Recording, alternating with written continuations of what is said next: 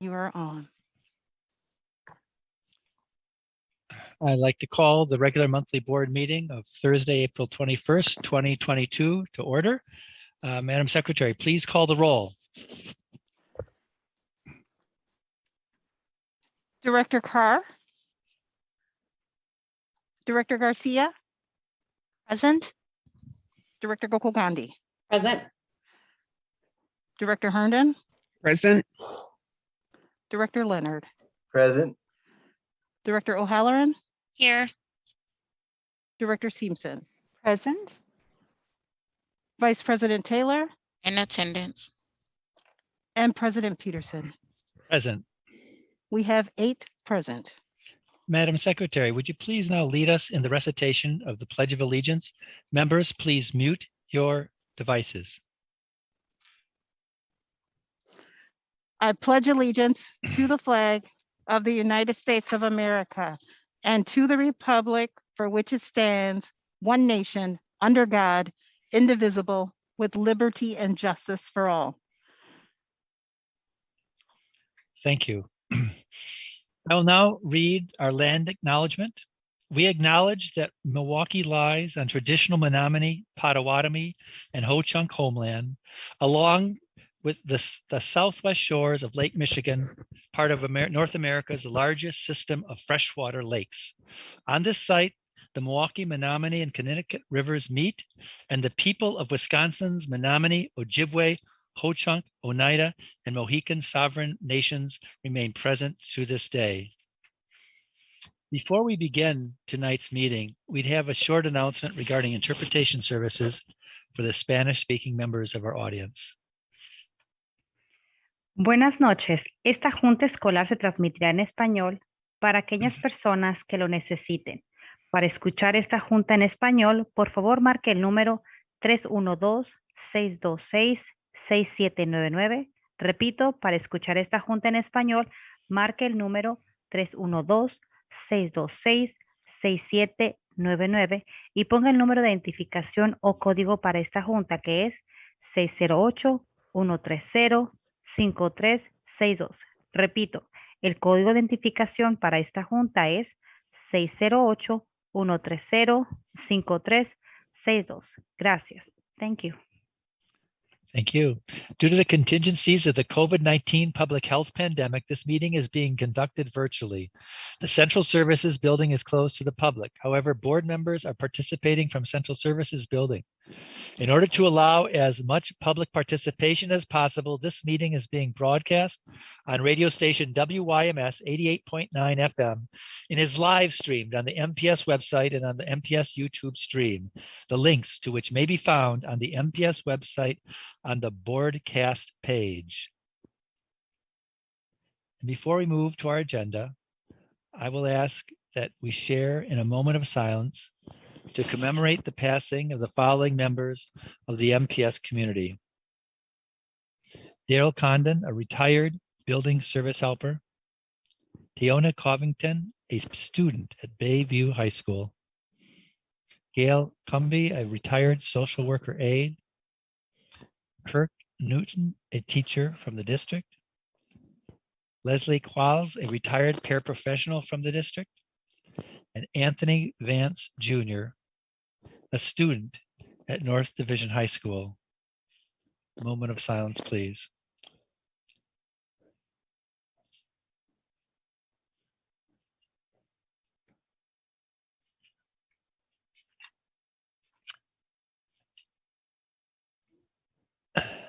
Before we move to our formal agenda, I would like to remind the board and the public that in accordance with Board Rule 1.09, regular items of business, there will be no reports of standing committees this month. Instead, the board will give public hearing on the regular items of business to those who have registered in advance.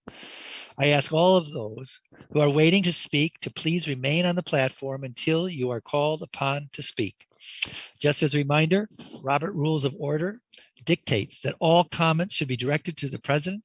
Also, any questions or requests are to be directed towards the president, who will determine the most efficient way to address them. All speakers are asked to state their name and spell their last name before proceeding with their comments. Each speaker will have 2 minutes and 15 seconds to speak. After speaker's time is up, they may continue to follow the meeting at one of the broadcast options mentioned previously.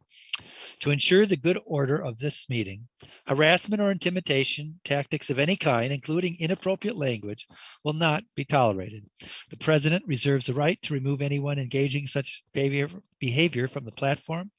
Those removed from the platform may continue to listen to the meeting or access the agenda items online. However, he or she will not be allowed to rejoin the platform.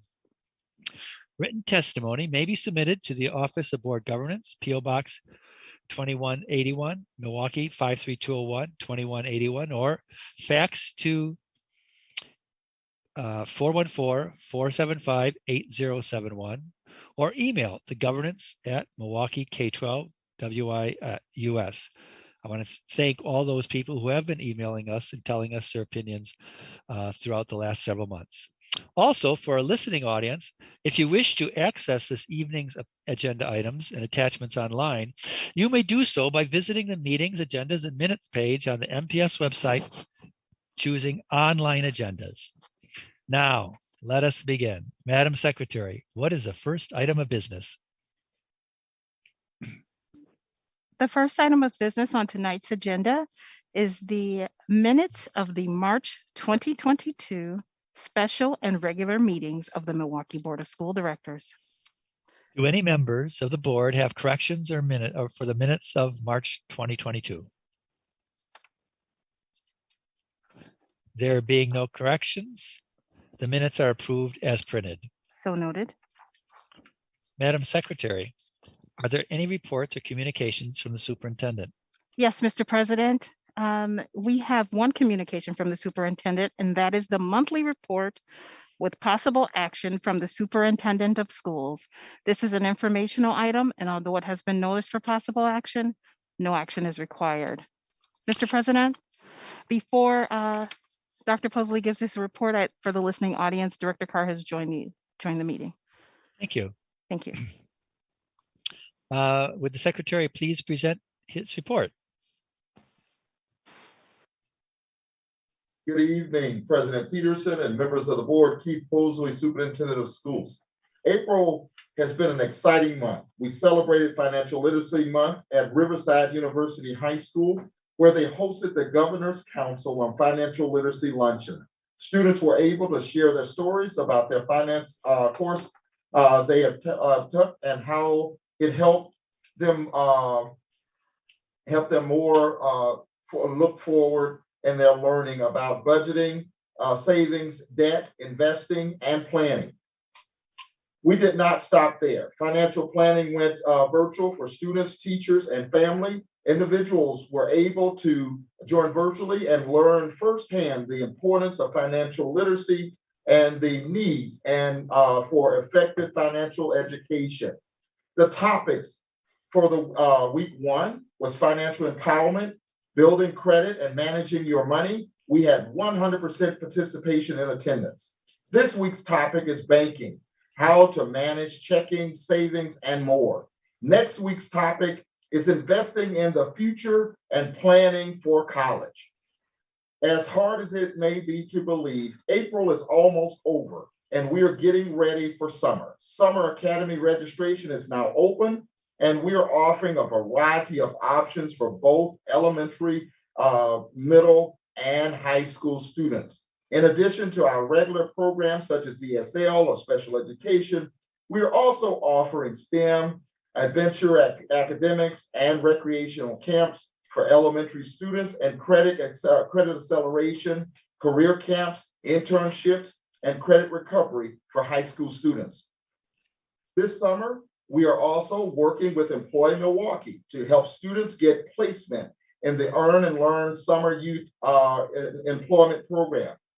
This will help students ages 14 and up find employment for 6 to 8 weeks during the summer. This month, we hosted 2 amazing events that allowed students to showcase their talents. First, we hosted the 14th annual MPS Career and Technical Education STEM Partner Showcase, where 25 schools participated and presented their STEM projects to over 200 guests, including partners staff, and students.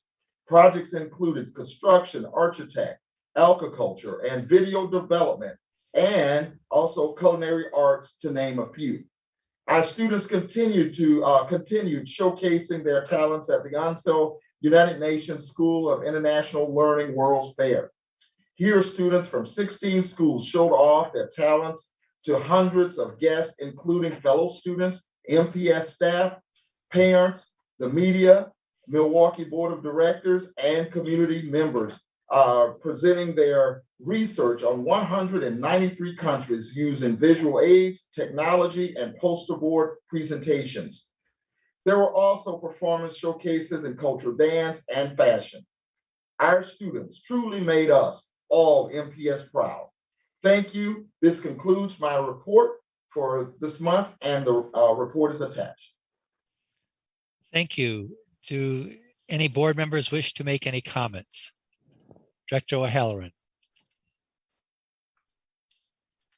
Still muted. Thank you.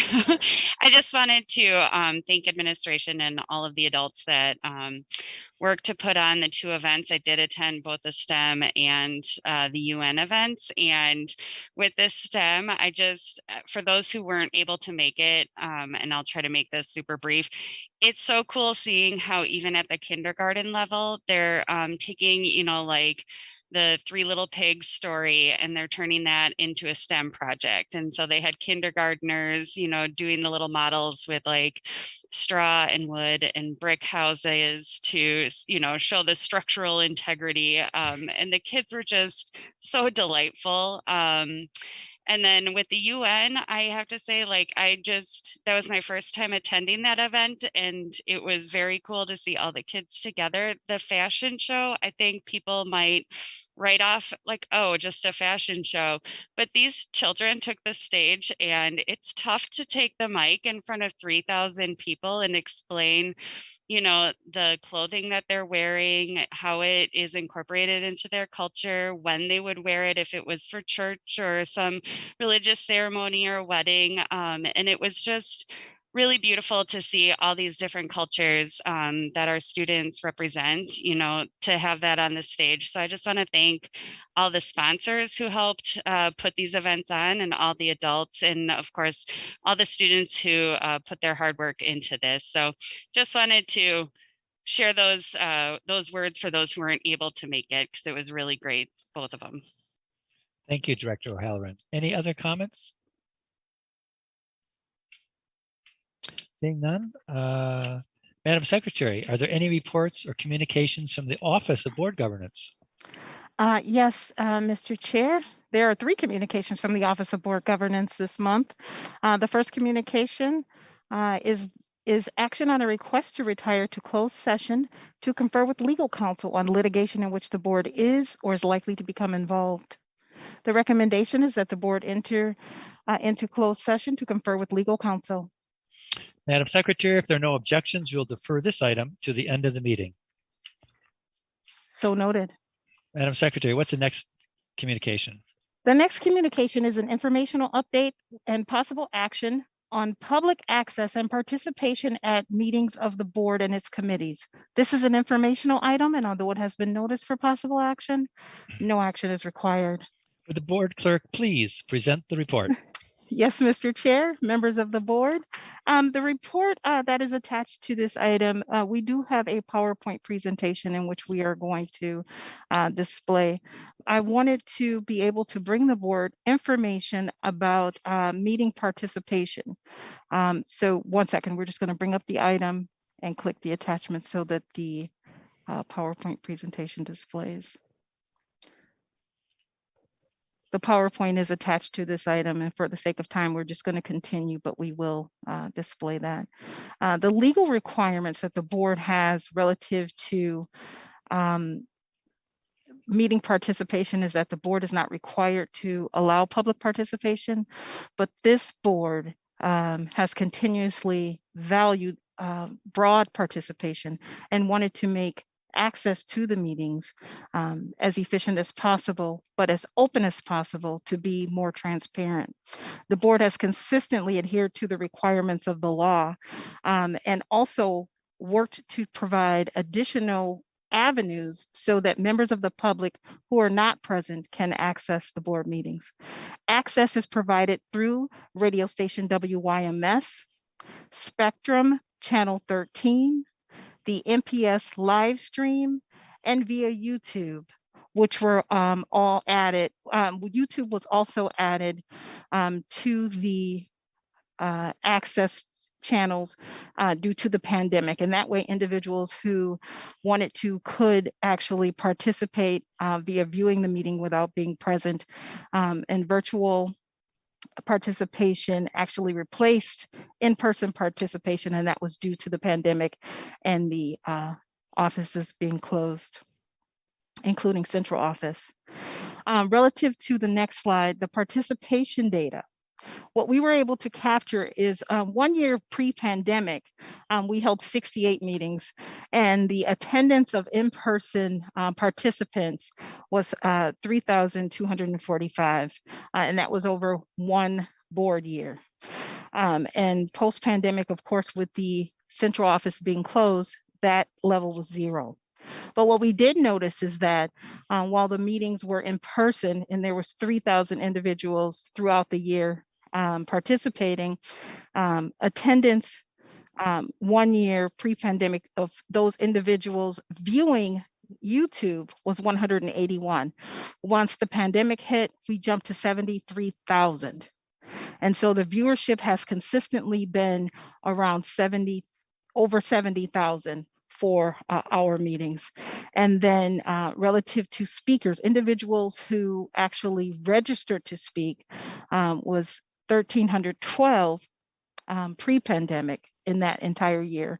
And post-pandemic, when we talk about individuals who are registered to speak prior to the meeting, those adhering to the protocols of being able to speak and registering by that 3 p.m. timeline so that we can get them onto the platform and make sure they get their registration link and being able to successfully log on, was 441 in second year. The average is 458. So you can see from that slide that, while individuals were not able to be present, there was a drastic increase in the number of views in YouTube. When we think about the possibility of the hybrid meetings, I want everyone to know that immediately upon request, we began working with technology, working with the city of Milwaukee, who was transitioning into that same hybrid model, and members of the county who all work with a specialist from Channel 25, which is the city's television station. And so we wanted to be able to bring the board information about what the needs would be. And we collaborated with technology to find out what is the extent of our capabilities now, and what would we need to make changes so that we could have both in-person participation as well as virtual. What we were able to immediately determine is that while we would be able to do that, there would be some concerns around a feedback loop, given that the sound system in the auditorium picks up around voice and traveling voice. So relative to current capabilities, we have virtual meetings now and virtual testimony. All in-person meetings with board members on the stage are typically those board meetings that have no testimony, right? And the committee meetings are held with virtual testimony, as board members may be present here in central office, but from a virtual workstation and not on the stage. So just inside of central office, present in person and participating in the meeting, allowing individuals to be on the Zoom platform and being a part of the meeting that way and having their voice heard as well. We are in the process of testing the in-person meetings with the hybrid testimony.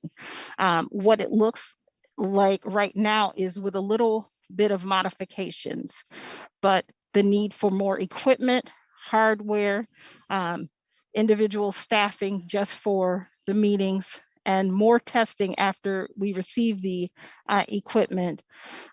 We would also probably need a policy change And then we want to make sure that the public knows that these options are available, so that we would definitely publish and notice to the public that these options are available to increase accessibility all the way around. Given that we don't have these things right now, we would need a little bit of time, but our technology department is in push mode in trying to figure out how to do this.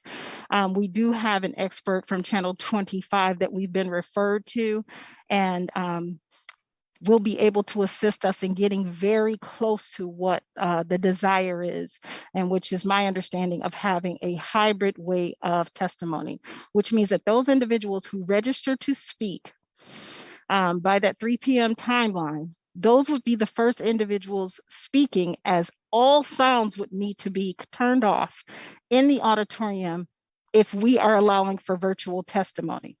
And then the second part of that would be the virtual testimonies piece would be turned off to allow those individuals who are in person the opportunity to speak. There would not be a way to go back and forth between the two at this time. But we do have Mr. Chad Meyer, who has been a part of this work, available to answer any questions regarding the technology pieces, but I can answer any questions that you would have on that as well. Going down to the next slide, which is relative to board options. The board has the option to discontinue the virtual meetings and just go back to the in-person meetings with notice and possible modification to the policy, or continue to have virtual meetings for its committee meetings and then have the regular board meetings in person, allowing individuals to view both in person and on the virtual platform. As board meetings, there is no public testimony. So in that sense, there wouldn't be a need to go back and forth, but individuals could be present in person and on the platform viewing the board's activities during those meetings. The board could determine other options for public access in addition to those that we currently have. And that completes my presentation on public participation. Thank you very much. I know that's something that our board members hold high in priorities. Does any board member wish to make comments? I see Director Carr and Director Simpson. Director Carr. Thank you. I have two questions. One, and this is a question for Office of Board Governance. I'm curious to know if there's been a request by constituents or employees within the district requesting in-person meetings. And then my second question is it possible to conduct maybe a district-wide survey to determine what the public and employees would like? Madam Secretary. Mr. Chair, members of the board, we have received a couple of phone calls of individuals stating, you know, when is the central office going to open? When can I come and face board members and testify in person? We have received some of those calls. And relative to a survey, certainly if it is the board's desire, we would be willing to move forward with whatever the board is requesting. And if that is a survey, we could definitely facilitate that. Thank you. Director Simpson. Thank you, Chair Peterson, President Peterson. So, you know, seeing those numbers for people who are able to tune in and watch from the comfort of their home or wherever they happen to be is certainly stunning, and you know, don't want to lose that. So I think that but we also know that it's how powerful that is to be in the auditorium and have the public right there in front of us speaking to us. There's a different energy. So you know, I'm thankful that we're kind of looking at that hybrid approach and really hope that we can move forward in that direction as soon as possible, because it's, you know, sort of the best of both worlds. Thank you. Thank you. Director Taylor.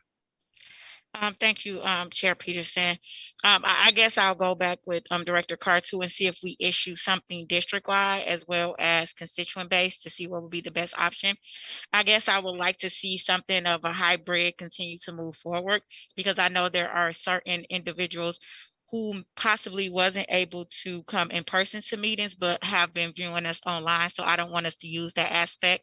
Even on the other hand, I've been seeing it in my other job as well too. So I think keeping that opportunity open is great, but I also know being in person too.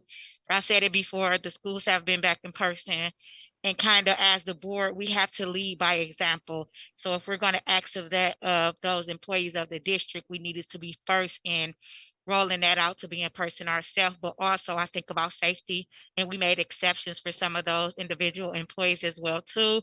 I wanted to still be that exception for board members who may not also, because of certain things, be able to come in person as well too. Thank you. Any other comments by board members? I look forward to the next report from the Office of Board Governance on this. I think these, both what I've heard in the public and from board members and from constituents, is that the better, the longer, I mean, the more participation, the better, and doing it hybrid certainly seems to be the way to go. So, Director Carr. I apologize, accident. Okay.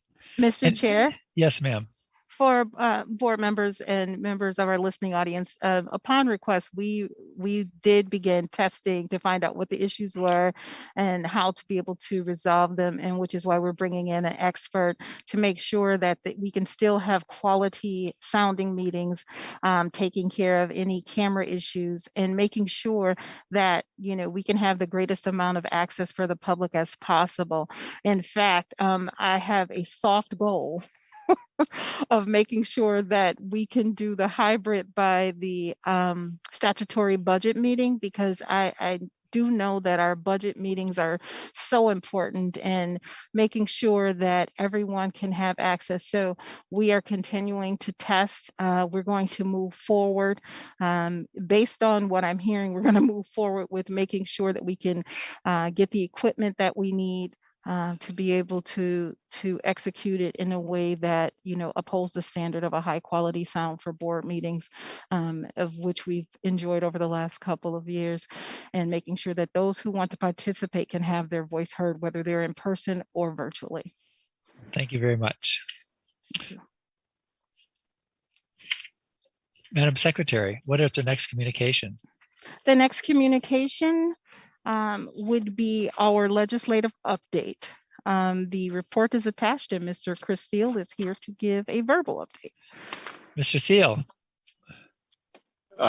President Peterson, members of the board, Chris Thiel, Office of Governmental Relations.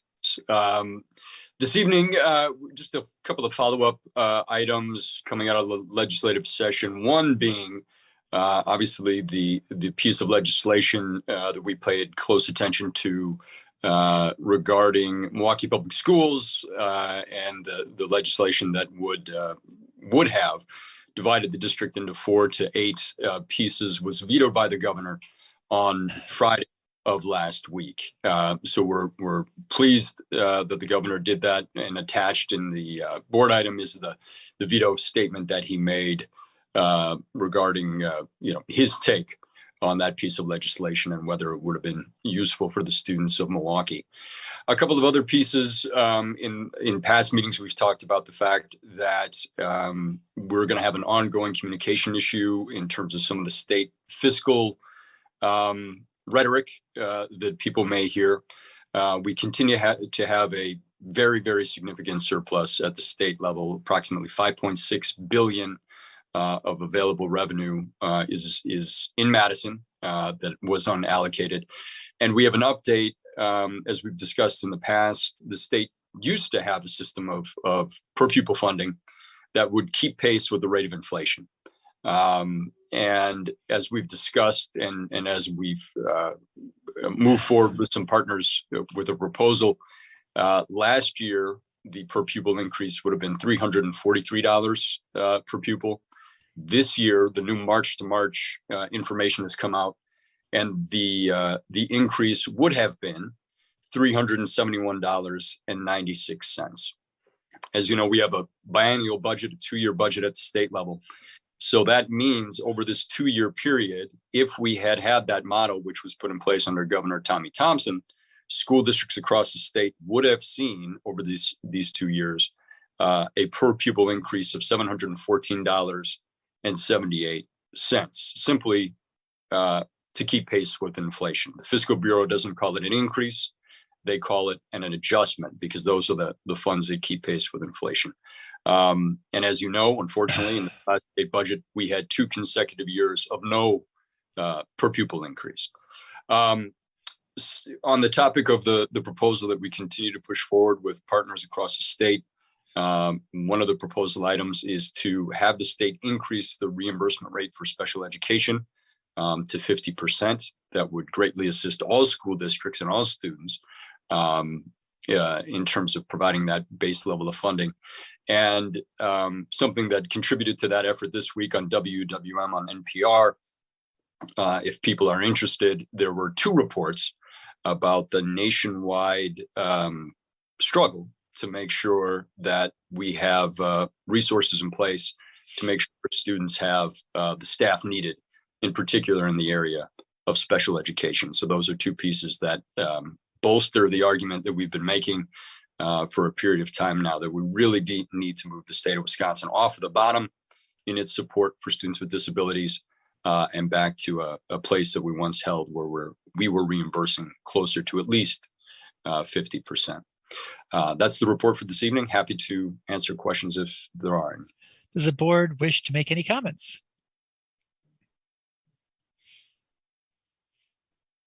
Okay, Dr. Leonard, did you want to make a comment?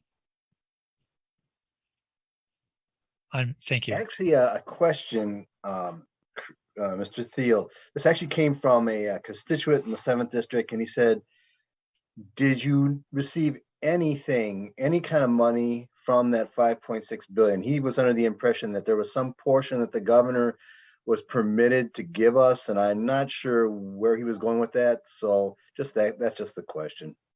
Mr. Thiel. Director Leonard, members of the board. This is, I think in the past, we've talked about the cross current communication that will be ongoing regarding the federal money and the state money. The 5.6 billion is state money proper. Those are funds that were generated within the state of Wisconsin. And although the governor did have a proposal to distribute more funds to schools, the legislature set his proposal aside, unfortunately. He also had a special session that was quickly gabbled in and gabbled out that would have used a portion of that 5.6 billion to assist schools. There have been some federal dollars through the American Rescue Plan Act that the governor does have discretion over in terms of distributing. And some of those dollars, the dollars came to school districts largely via formula, but then the governor has had the power to distribute some of those funds for mental health needs and in some other areas, which he has done. Thank you. Any other comments from the board? I'm sure that barking was in protest against what the intransigence of certain legislators. So thank you. I appreciate that we're getting support from all the species that we are living with. So moving on. Let's see, Madam Secretary, what's the next communication? The next communication is the report from the Office of Accountability and Efficiency. This is the monthly report by Mr. Matt Chasen, and this is an informational item. And although it has been noticed for possible action, no action is required. Will the Office of Accountability and Efficiency please present the report? Thank you, Chair Peterson. Matt Chasen, Office of Accountability and Efficiency. That report is before you. I'd like to just briefly highlight that on April the 8th, we held our rescheduled one-day conference on regional equity and integration. We had participation from educational and civic leaders of Milwaukee and surrounding suburbs to talk about regional solutions to promote Integration. I want to quickly thank President Peterson, Vice President Taylor, Superintendent Posley, and Chief Academic Officer Jennifer Mims Howell for their participation. I also want to thank the members of the Internal Planning Committee for their invaluable assistance, comprised of Mr. Chris Steele of the Office of Board Governance, Dr. Patricia Ellis, and Brian Litzy of the administration, and President Peterson. Lastly, I really want to thank the staff of North Division High School, specifically recognizing Tanja Whitley, Jennifer Roberts, Teresa Whitelaw, and Shikang Xiong for their expertise and really, truly gracious help. With that, I'm happy to yield to any board member who wants to share any comments or perspectives from the event. Otherwise, I can answer any questions you might have. I would like to make a comment. I'll turn the gavel over to Director Taylor. First of all, thank you very much. First of all, I want to thank Matt Jason for the hard work he did in pulling this all together. And as some people know, we got support from the Century Foundation, a progressive think tank on the East Coast that strongly supports the notion of equity and integration. They had several members come, and also Reggie Jackson started off the conversation with his presentation about the history of segregation in Milwaukee. One of the results that we are going to be continuing to work on is the fact that we had throughout the day people making suggestions with Post-it notes and putting on paper what we might do for short-term, medium-term, and long-term approaches to build equity and increase integration amongst the Milwaukee public schools and the surrounding suburbs. It was great to see a representation, including several superintendents from the suburban schools. We got a lot of ideas. We're going to put them together, and then we'll continue to hone them, see what the people who attended the conference are interested in. We'll share that with the board of directors here when that occurs. Excuse me. So I just want to thank Matt again for his work. Absolutely. And I'll take back the gavel. Gavel pass back. Thank you very much, So Director noted. Taylor. Mr. President, members Yes. of the board, I'd also like to thank Martha Delicio and the Office of Board Governance for her continued work on communicating with all parties to make sure that they're Yes. aware of the events and that she really is happy to be involved. So I just wanted to thank her as well. Thank you. Thank you. Any other questions or comments for by the board about accountability and efficiency? Thanks again, Mr. Jason. Madam Secretary, what is our next item of business? The next item of business is the reports of the independent hearing officers of the Milwaukee Board of School Directors. Okay, the chair will entertain a motion to accept, modify, or reject the reports of the independent hearing officers of the dates and times listed in our agenda. Do I have a motion?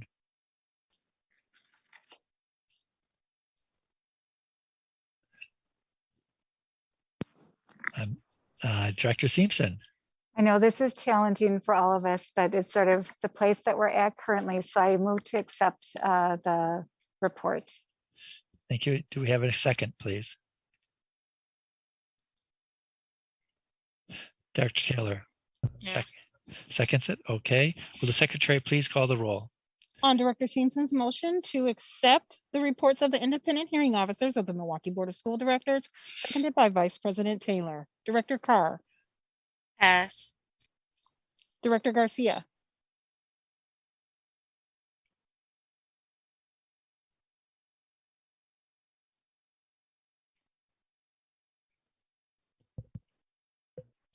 Director Garcia, you're on mute.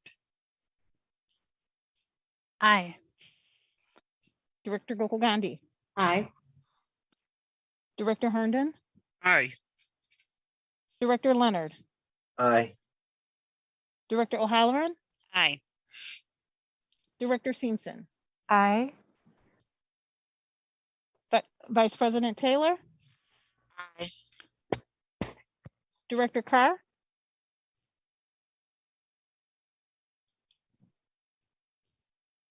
Aye. And President Peterson. Aye. That's 9 ayes. The motion passes. Madam Secretary, what is our next item of business? Mr. President, we are now on to the regular items of business. Okay, as stated previously, there will be no reports of standing committees this month pursuant to Board Rule 1091. Madam Secretary, what is our first item? The first item of business is item 1, action on monthly personnel matters, action on the classified personnel transactions, actions on certificated appointments, action on the leaves of absence, the report on certificated resignations and classified retirements, and the affirmative action report. The recommendation is that the board approve the promotions, appointments, and leaves as listed in the attachment to this item to be effective upon board approval. Will the administration please present the item? Good evening, President Peterson and members of the board. We are asking for your approval of the monthly personnel report and items that are before you, with the exceptions of the affirmative action report. We previously submitted an update, and we're asking that you approve the updated affirmative action report along with the other reports as submitted. Adrian Matalini is here with me this evening, and between the two of us, we can answer any questions that you may have in regards to this item. Thank you. Do board members wish to make comments or to ask questions? Let's see, Director Herndon and Director O'Halloran, I see. Mr. Chair, I move that we accept the recommendation of administration with the updated affirmative action report to be included. Director O'Halloran. Thank you. I was also going to make a motion. I would be interested going forward, not tonight, or even, I know we're entering a very busy season, but in the future, it would be helpful if we could have kind of a summary report of this data. So we're not just looking at a list of names. It would be helpful to understand, you know, given what the people we are hiring, we still have this number of vacancies, or like the people that are, you know, these are the leaves that we're seeing. This is, you know, within the context of several years worth. And I did try to float this idea by administration, so this shouldn't come as a shock. It would just be helpful to transform some of this information into like actionable data so that we understand what this means within the broader context. So I would be happy to second the motion if that's necessary, and just over the next couple months, if we can develop some sort of summary reporting, that would be helpful. Okay, I hear that you've seconded the motion. Administration, do you want to respond to Director O'Halloran's comments? President Peterson and members of the board, we will be more than happy to provide that report. We just asked that we could start that report in June because we're going to need a little time. May is budget month and we need a little support. Thank you. Sounds good to me. Director Leonard, do you have a comment or question? I guess more of a concern. So I've kept a record since I started in the board on the numbers we have, and I guess I really am mirroring what Director O'Halloran had said. I just think that with that report, it would be good to have some kind of prognosis on where we're headed.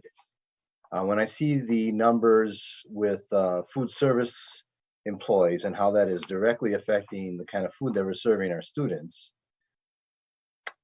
I'm just concerned that we're going to get to a point where we're not going to have enough teachers to man our classrooms altogether. So I think we need to take a very serious look at it and have a very, very objective, honest prognosis on where we're headed. Thank you. Thank you. Sounds like some important stuff to include in a strategic plan. I just to note, we have been short of teachers this year, and it's had a big impact in some schools and with some students, and that's a serious issue. Other comments? Mr. Chair? Yes, ma'am. Members of the board and Director Halloran, I wanted to, just for clarity, understand the request a little bit further. I understand that you want a summary report of what's happening around our personnel matters. My question is, do you want that monthly, every other month, quarterly? How often did you want that report? I guess would it be possible for any board member who has, specific data that they would like to see to be able to forward that to Office of Board Governance, and then you all could like triage that into, oh, it seems like you're duplicating this request over here, and then we can develop some sort of reporting structure. I don't know if it needs to be specified at this time. I would be happy if, even if it came once every couple months. It's just hard for me to take names and say, yes, we're good, or no, we have red flags that we're missing because we're focused on specific names and dates. So I would be fine with every other month or quarterly. I don't know how, once we figure out this specifics of the report and it's like, oh, then we just hit the data request extraction just happens and it's easy to produce monthly, then yes. If it takes a significant amount of work and away from the important work that HR is already doing, then I don't want to create work. So I think it depends on the data that we're actually requesting. So noted. Sounds good. So board members, please, please, if you have any suggestions in terms of the data you'd like, as Director O'Halloran has suggested, please direct it to Dr. Mann, and she can work with administration to make sure it's in a reasonable form. Any other comments? Okay, let's move on. On the No, motion, let's move on and vote. That's a really good idea. Madam Secretary, please call the roll. on Director Herndon's motion to approve the action on monthly personnel matters, seconded by Director O'Halloran. Director Carr, Aye. Director Garcia, Aye. Director Gokul Gandhi, Aye. Director Herndon, Aye. Director Leonard, Aye. Director O'Halloran, Aye. Director Simpson, Aye. Vice President Taylor, Aye. and President Peterson. Aye. That's 9 ayes. The motion passes. Madam Secretary, next item, please. The next item is item number 2, action on recommended administrative appointments, promotions, reassignments and reclassifications, salary increases and decreases, and the limited term employment contracts exceeding 60 days. The recommendation is that the board authorize the promotions, reassignments, salary increases or decreases, and appointments to the classifications indicated in the attachments to this item to be effective as indicated. Will the administration please present the item? Good evening, President Peterson and members of the board. We're requesting your approval of this item as it's outlined for this month's administrative appointments, promotions, reclassifications, salary adjustments, and LTE contracts. Adriel Matalini is here with me this evening, and between the two of us, we can answer any questions that you may have regarding this item. Thank you. Thank you. Do board members wish to make comments or ask questions?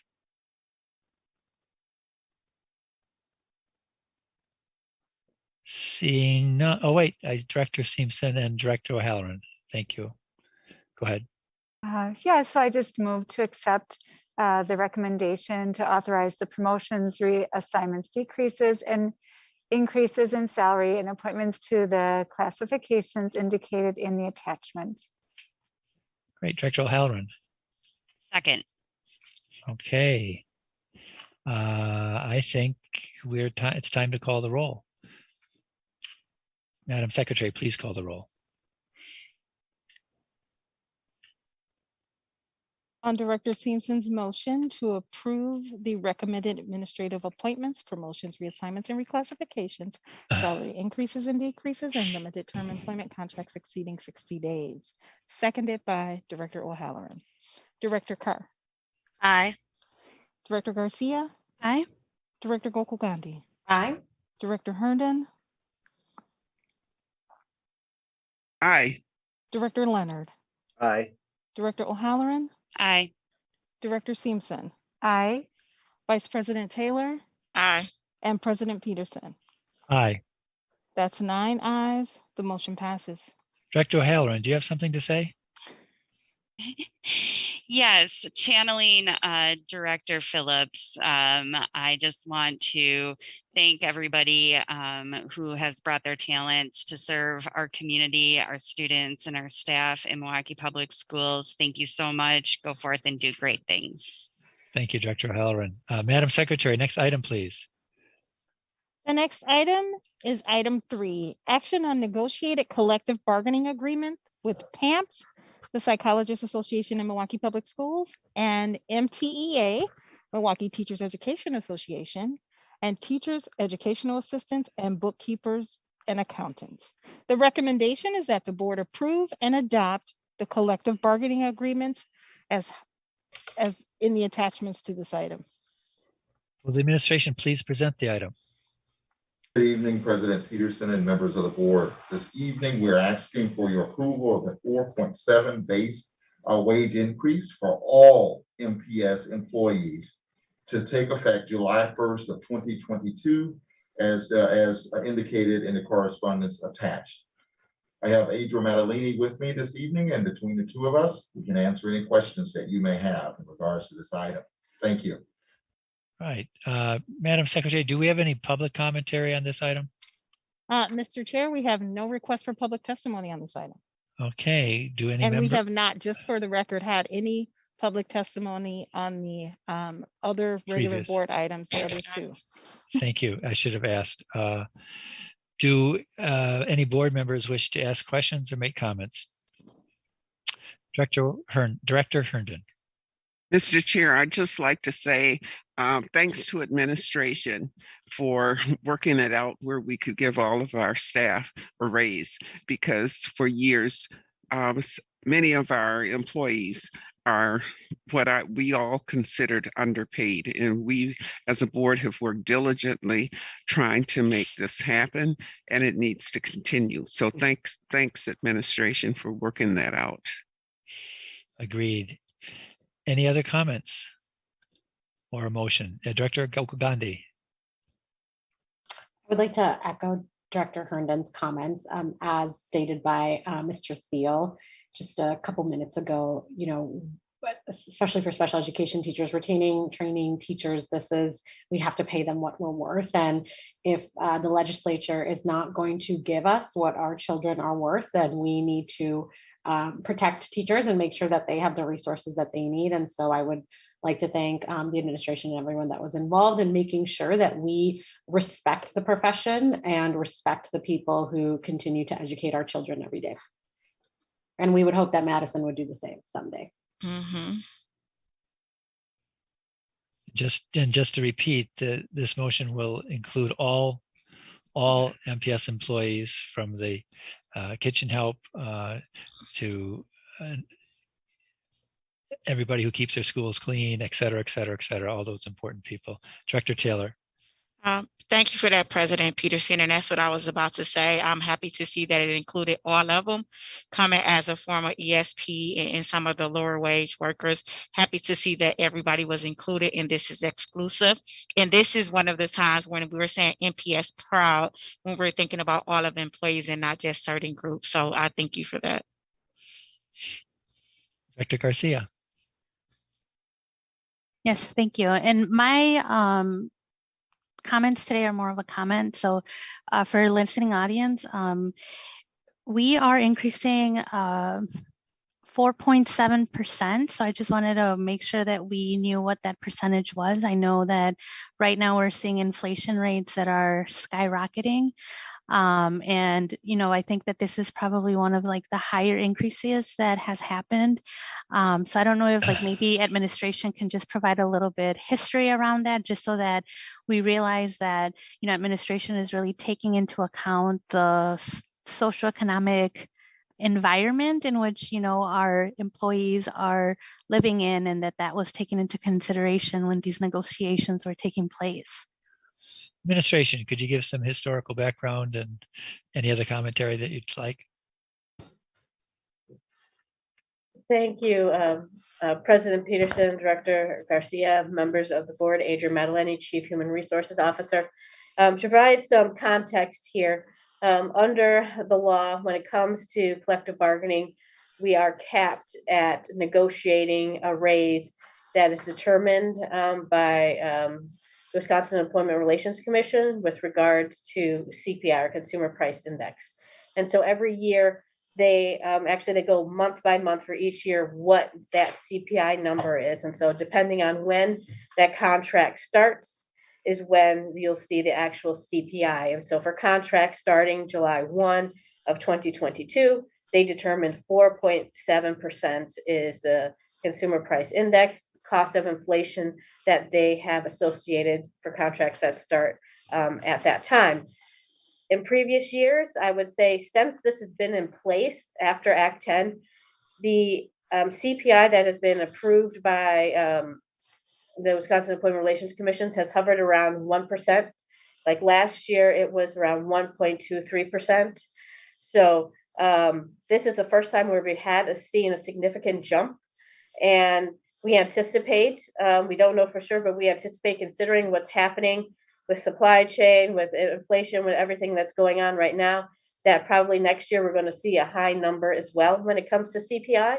But that's kind of the parameters that we're working under. Thank you for that explanation.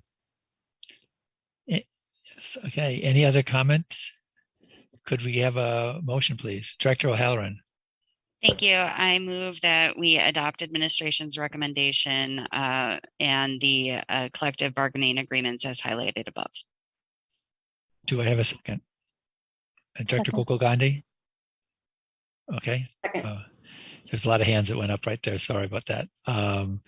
Madam Secretary, could you please take the call the On Director O'Halloran's motion, seconded by Director Gokul Gandhi, to move approval of the administration's recommendation relative to the negotiated collective bargaining agreement with PAMPS, MTEA for teachers, educational assistants, and bookkeepers and accountants. Director Carr. Aye. Director Garcia. Aye. Director Gokul Gandhi. Aye. Director Herndon. Aye. Director Leonard. Aye. Director O'Halloran. Aye. Director Simpson. Aye. Vice President Taylor. Aye. And President Peterson. Aye. That's 9 ayes. The motion passes. Madam Secretary, next item, please. The next item is item number 4, action on monthly finance matters. The authorization to make purchases, the report on change orders in excess of $25,000, acceptance of the report on revenues and expenses, the monthly expenditure control report, the report on school funds transfers, and the report on contracts under $50,000 and their cumulative totals, and the report on monthly grant awards, and lastly, the acceptance, but important, the acceptance of donations. The recommendation is that the board authorize the purchases and accept the donations as listed in the attachments to this item with appropriate acknowledgement to be made on behalf of the board. Will the administration please present the item? Yes, good evening, President Peterson and members of the board. We are asking for your approval of the monthly finance matters that's attached. Janina Dumchak, as well as Martha Kreisman, is here with me this evening, and we can answer any questions that you may have. Thank you. Do board members wish to make comments or ask questions?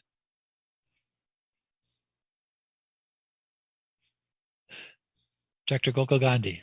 I move that we approve the monthly finance matters and authorize the administration to make purchases, report on change.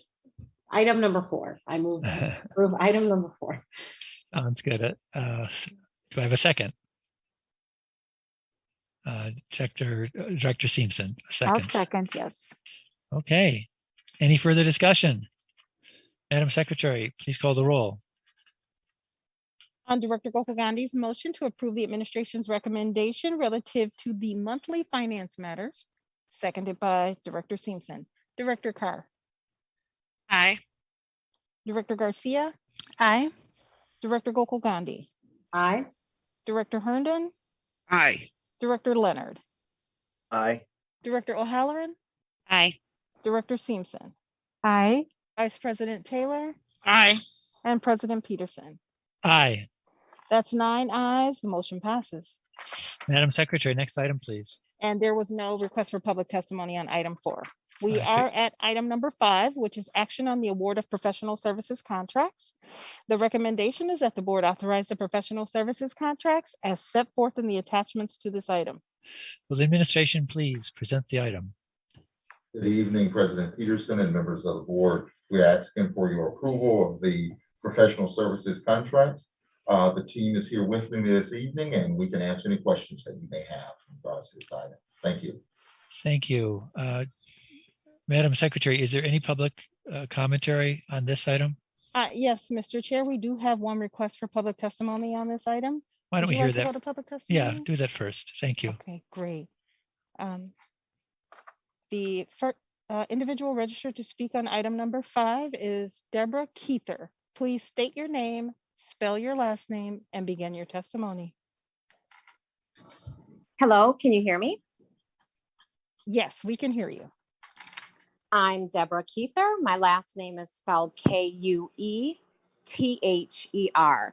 And good evening. I wanted to make commentary about the various contracts that are attached to this item. I noticed that the approval and the contract dates overlap and they go back quite a few months, meaning there is time that has already expired, whereas these contracts are just coming to board now in the month of April, but they have a back date on them. And I'm wondering as I review this, because I've looked over the last 2 years of board minutes, and I've noticed that this is a common practice. And so what I would recommend, what I'm doing is collecting open records about whether or not you have made payments from these contracts prior to them being approved, i.e. like tonight. If there are any record of you making payments before the contract has been approved. It seems interesting that it's the middle of the year, but it's backdated to the start of the year. And I'm not sure if that's how, normally the course of business is conducted. So I have, some suspicions that I would ask the board to pay closer attention to as they think about these items. And I don't know how closely individuals are reading things, because I noticed on last month's board meeting minutes that you approved tonight on page 777, you had both Director Taylor counted as a yes vote, but then you also had her marked absent. So things like this make the public very wary of how closely people are watching things, especially when we're talking about millions of dollars that affect 65,000 students. So I would ask for your caution and your careful review, get past the one pager and really dig into the financials that you approve.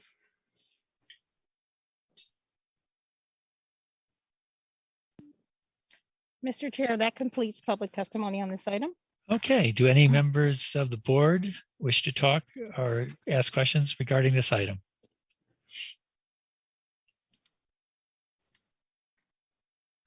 I see Director Leonard. Yeah, I guess administration, can you explain at least the backdating? I have noticed it at times. I'm not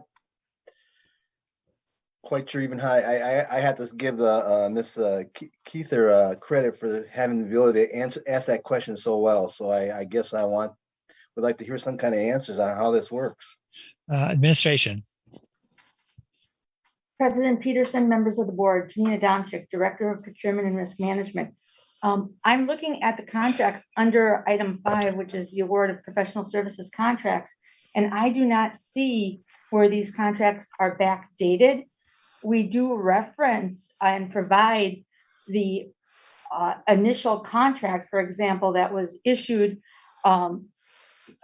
in a prior year, so that you see the continuity of these contracts, but they were all issued at a time that was prior to any services being performed.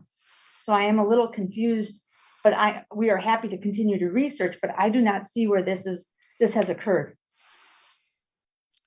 Thank you. Any follow-up, Director Leonard?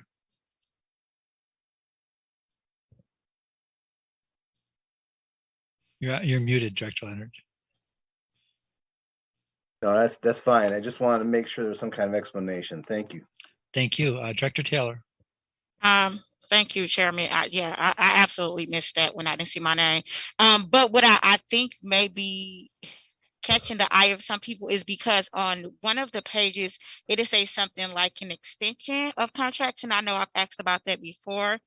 Or it is say like, I'll just read a paragraph. The original contract, which was $985, and it originated July 1st, 2018 through June 30th, 2021. And I think because of the renewal, some of them dates may look to someone as if we are backdating it, but that's when the contract ended, and either we're extending a contract or renewing one and just showing the backhand of it. And so maybe I guess the way that we're wording stuff so that the public also can have a better understanding. I know I've stated that before with things that we do, and we often talk in educational terms. And if you're not from an educational background or you work within a school system, it does seem like a different language to you. And I've often said that we need to make sure that the community can understand at their level some of the work that we're doing as well too. But also, I don't see the thing in the notes with my information, but I would like that corrected. So thank you for catching that if I missed it. Thank you. Yeah. Go ahead. Mr. Go Chair. ahead. Yes. Members of the board, many times it will show if, I know Director Taylor was in travel during a couple of our meetings, if her Wi-Fi was out or if she was present during that item, it would show that she did vote for it, but it would not show her absent from the meeting if there's a vote by Director Taylor. But there are times when she would be temporarily absent from meetings. And so we will double check that, and any corrections that need to be made to the minutes, we will bring them forward as we do monthly. Thank you very much. Thank you. Dr. Taylor, do you have something else you want to add? No, I just want to say thank you. Yeah, for last month, I was actually traveling on board business. And so I know for a couple of the items, I was temporary absent because I was on the road, but I was marked absent here. And for administration, I guess I would like clarity too, just from that paragraph that I read, that we're making sure it was saying like we're extending contracts or the dates for certain contracts will end at the end of 1 year. And as we renewing the terms or something like that, is that why it seems like we're backdating it? Administration, do you wish to comment? President Peterson, members of the board, Janina Domchuk, Director of Procurement and Risk Management.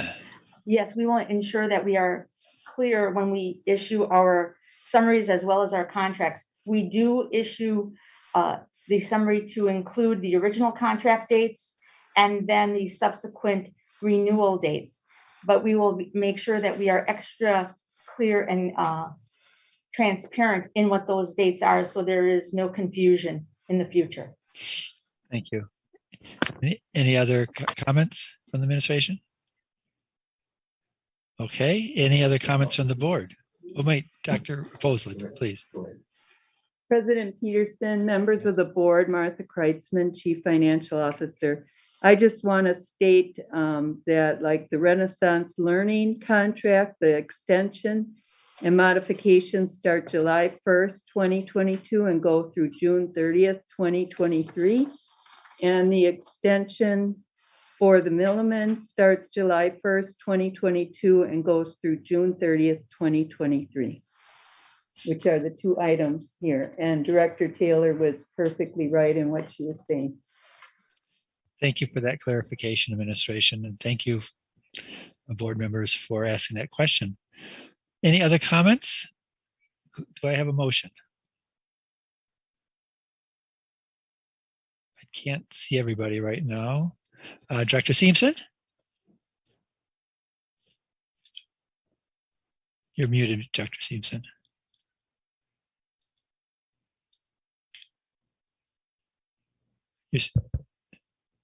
You're still muted, Dr. Simpson. Sometimes the button on the headset won't work in conjunction with the mouse. So Can you wait. hear me? Now There we go. can. Yes. Thank Okay, awesome. Yeah, I was like, I think I'm unmuted. Yes, so I just moved that we approve administration recommendation to authorize the professional services contracts as set forth in the attachments. And do we have a second? Second. Director Garcia has seconded it. Any further discussion? Seeing none, will the secretary please call the roll? On Director Simpson's motion to approve the administration's recommendation relative to the professional services contracts as listed in the attachments to this item, seconded by Director Garcia. Director Carr. Aye. Director Garcia. Aye. Director Gokul Gandhi. Aye. Director Herndon. Aye. Director Leonard. Aye. Director O'Halloran. Aye. Director Simpson. Aye. Vice President Taylor. Aye. And President Peterson. Aye. That's 9 ayes. The motion passes. Madam Secretary, next item, please. The next item is item number 6. Action on the award of professional services contracts related to transportation. The recommendation is that the board authorize the professional services contracts related to transportation as set forth in the attachments to this item. Administration, would you please present this item? Yes, good evening, President Peterson and members of the board. We are asking for your approval of the professional service contract related to transportation as attached. I have the team here with me and we're prepared to answer any questions that you may have. Thank you. Okay, Madam Secretary, are there any public that wishes to make comments? Yes, Mr. President, we do have one individual on the platform registered to speak on this item. Let's hear that person first, then we'll get Thank to you. board discussion. Miss Beverly Hamilton Williams, please state your name, spell your last name, and begin your testimony. All right, before you start the clock, I did sign up to speak with the committees for accountability and efficiency. So am I able to speak on that? Because that's, anyway, I thought that was number 6, and I did click accountability and efficiency on the website. Mr. Chair? Yes. Members of the board, the way that the agenda is constructed for full board meetings when there is public testimony, it just goes by the item number. So if Miss Hamilton Williams could give us more detail on the item that she was seeking to speak on. Well, there was for the committees, there was accountability and efficiency. I'm going to speak about finance with accountability and efficiency. Mr. Chair, more specificity on which item under accountability and efficiency is the office, and they do a monthly report. Right, and I went to and I wanted to speak on that topic, and that's what I chose on the dashboard that you have available for citizens. So that's what I wanted to speak on. So noted. Mr. Chair, members of the board, given that Mr. Chasen has given his report under accountability and efficiency earlier in the agenda, if Ms. Williams would like to speak on that item, you could allow her to testify after the item number 6 has been dispensed with, as it has been introduced, and there is not a request to speak on this item. Okay, I think sounds, is that okay? Seeing no objections, we'll move forward. Oh, okay. Mr. Chair, yes. For Ms. Hamilton Williams, could you please remain on the platform? And so that when this item is complete, you will be allowed to speak on the item that you would like to. Thank you. Okay, thank you. Okay, is there any other conversation, questions by the board on this item? Item number 6. Dr. O'Halloran. Thank you, President Peterson. I would be happy to move that we approve administration's recommendation. I did have a conversation because I had some questions about this. I was trying to be efficient, so I asked some of my questions earlier. Can the administration just confirm that this doesn't actually increase the amount, like we're still under what was budgeted for transportation last year, even with the additional funds, is my understanding. Is this correct? Administration. President Peterson, Director Halloran, members of the board, David Solik, Fife-Eric, Director of Business and Transportation Services. It is absolutely correct. We're operating at about 65 to 70% of our operating expenditures for this year. So this would not be asking for an allocation of funds above and beyond what we've already budgeted for the year. Yeah. Thank you. Any other questions or comments? Seeing none, Madam Secretary, could you please take the roll? Mr. Chair, I just do, for the record, I just have the motion by Director O'Halloran. I didn't have a second. And my error there, I see Director Gokul Gandhi waving her hand. Thank you very much, Director Gokul Gandhi. You now have the second. Second? Second. Thank you.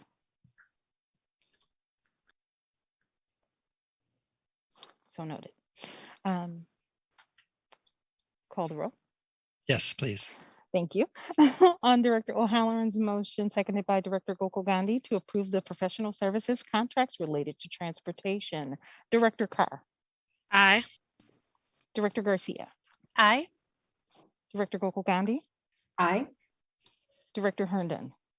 Aye. Director Leonard. Aye. Director O'Halloran. Aye. Director Simpson. Aye. Vice President Taylor. Aye. And President Peterson. Aye. That's 9 ayes. The motion passes. Madam Secretary, is it now time to hear Ms. Williams? Yes, Mr. Chair. Ms. Beverly Hamilton Williams, please state your name, spell your last name, and begin your testimony.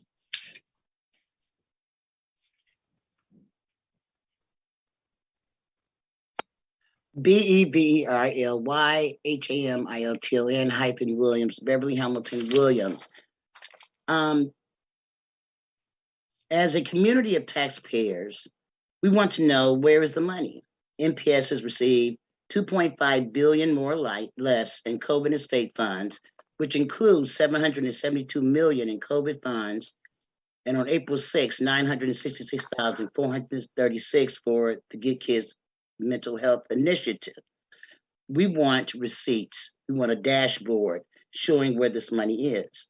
How can MPS administration show on paper that $1,468,286 was spent on PPEs with Easter One funds when I've received several complaints from BSU helpers, building service helpers, saying that it never happened? It was reported on January 30th, 2022 through the media that schools received 13.6 million at 100,000 for each school for staff and technology. That's 40,000 for 1 year for a teacher, 20,000 for a para, and 40,000 for technology. That is not enough for our students. We want accountability and receipts.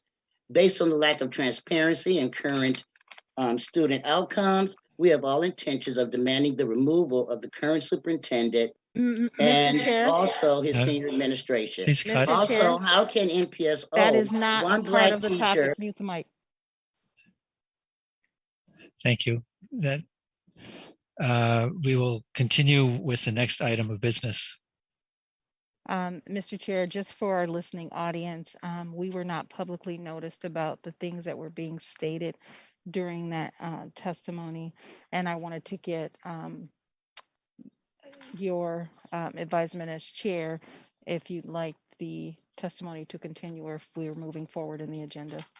I think we should move forward in the agenda. There was no reason to go into persons who are employed by us. So noted. Let's go to item number 7, please. Item number 7 is action on the award of exception to bid request.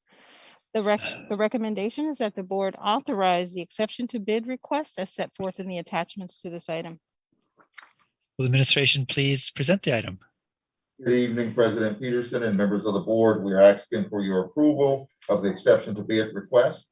Janine Adamczyk is with me this evening, and we're prepared to answer any questions that you may have regarding this item. Thank you.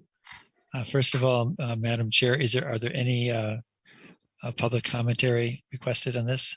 Mr. Chair, we have no request for public testimony on this item. Okay, and then board members, do you have any questions or comments?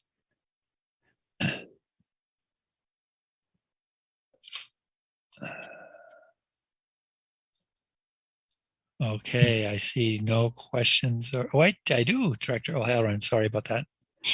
Thank you, President Peterson. I just had a question about the bikes. Oh, am I? You're on. We can hear you. Oh, okay. Sorry, I had a mute message.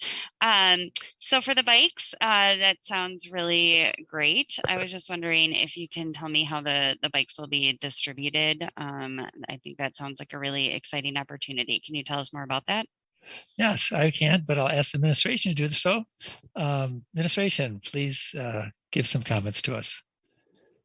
President Peterson, Director O'Halloran, members of the board, Dr. Deborah Bowling, Manager of Fine Arts, and that includes Fayette and the bikes. So currently MPS has 4 fleets of 30 Trek bikes. Schools get to check out each bike fleet for 1 month at the beginning of the school year to be part of their PE program. So helmets are also coming along with all of those bikes, but this is the first time we're actually having fleets that will now include 5 bikes for students with special needs. So they're specially outfitted. So students who maybe cannot use their legs or arms, all of those things are outfitted. So all students are able to use them. And then as well, the new 20 bikes also are equipped so that they can come with stands, so they can also be used as stationary bikes. So once schools sign up, then they are delivered and they get to use them for 1 month. Great. Director Garcia. Yes, my question comes from a conversation that I had with some folks over at the Bike Federation in regards to the MPS changing their no bikes on our premise. So just wanted to see if we can hear a little bit more about that, about how, I think we had signs that said like no bike riding, there would be like fines that folks would do. So just wondering how that is being facilitated now that we're bringing equipment that at one point would be penalized. I don't know if this is goes hand in hand, but I just figured we would bring it up since we're on the topic of bikes and MPS. Sure. Question. Okay. Administration. President Peterson and members of the board, one of what we're talking about doing is doing school hours, doing class times, social emotional and motor skills that they're working on. What the signage that we have up on our properties is when, after school, I want people riding their bikes through the playground while we got children at play and those kinds of things. But the bikes that we're talking about working with is happening during the Fayette time, during that particular day. The bikes is outfitted for our students to make sure that they are riding safely and moving forward. So if there's something that we want to take a look at, the policy that we currently have in place for after hours and things of that nature, that's a whole risk management piece, but we can take a look at it to see what we need to do around that policy, if there's anything that can be done. Director Garcia, follow up. Yeah, I think I would be interested in just seeing what that conversation would look like, of any changes that have to do, because ultimately what we're trying to do is incentivize the use of this equipment for physical activity. Obviously, that's really important during school hours. And what role are we playing outside of like in the broader community? So, I know we're in early stages of investigating that, but I think this is good timing for that. Any other comment? I know that in some schools they have bike racks, and I've seen some parked bikes getting students to school. I assume that's where that comes from, but that could be part of the conversation. Okay, Director O'Halloran. I move that we approve administration's recommendation to authorize the exception to bid requests as set forth in the attachments to this item. Do I have a second? I see Director Leonard. Yes. What do you want? Would you like to second it, Director Leonard? Yes, I second it. Thank you very much. noted. Any other comments or discussion? Seeing none, Madam Secretary, will you please call the roll? On Director O'Halloran's motion to approve the administration's recommendation, seconded by Director Leonard for the exception to bid requests. Director Carr, Aye. Director Garcia, Aye. Director Gokul Gandhi, Aye. Director Herndon, Aye. Director Leonard, Aye. Director O'Halloran, Aye. Director Simpson, Aye. Vice President Taylor, Aye. and President Peterson. Aye. That's 9 ayes. The motion passes. Madam Secretary, next item, please. The next item is item number 8, action on a request to approve the proposed budget for the coronavirus relief funds. The recommendation is that the board approve the proposed budget for the coronavirus relief funds as outlined in the attachment. Administration, would you please present the item? Good evening, President Peterson and members of the board. Governor Evers set aside additional coronavirus relief funds to provide to school districts. The funding is a part of the federal coronavirus aid relief, better known as CARES Act. Milwaukee Public Schools received $9,619,944 of aid. Board approval is required for these dollars. And tonight, what we want to do is we have provided an attachment for you.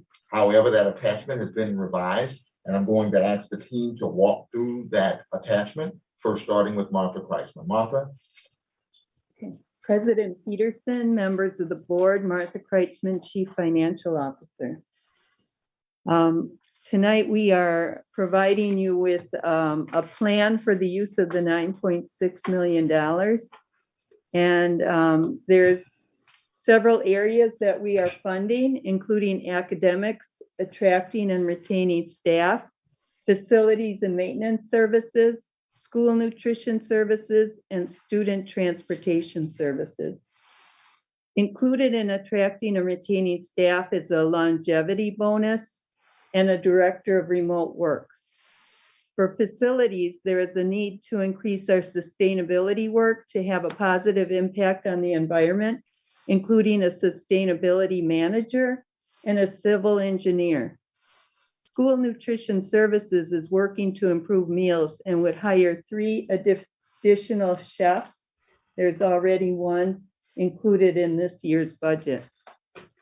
The amount for transportation services includes an amount to offset the surcharge for bus companies that would be used if approved to do a similar arrangement for next year's contracts. So it wouldn't be for this year, as David said, that's already covered. It would be for next year in case we need additional funds for transportation. And Jennifer Mims Powell is here to talk more about the academic section of the proposal. Thank you, Martha. Good evening, President Peterson and members of the board. I'm Jennifer Mims Powell, Chief Academic Officer. Each year, parents send their brightest child to Milwaukee Public Schools ready to learn.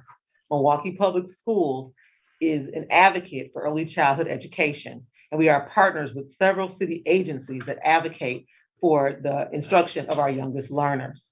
As you can see here outlined, we are looking to increase the number of staff that support our earliest learners and their teachers.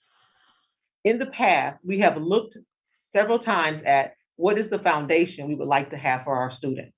Early childhood is the key. We would like to use the funds to continue to support the early childhood education. We also would like to have outreach for our families as well as resources.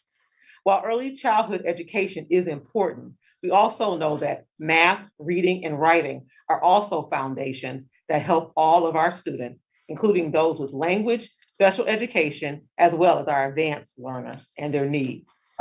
With this proposal, we are asking that we can continue to support everything that students need to be productive citizens, as well as prepare for college and a career of their choice.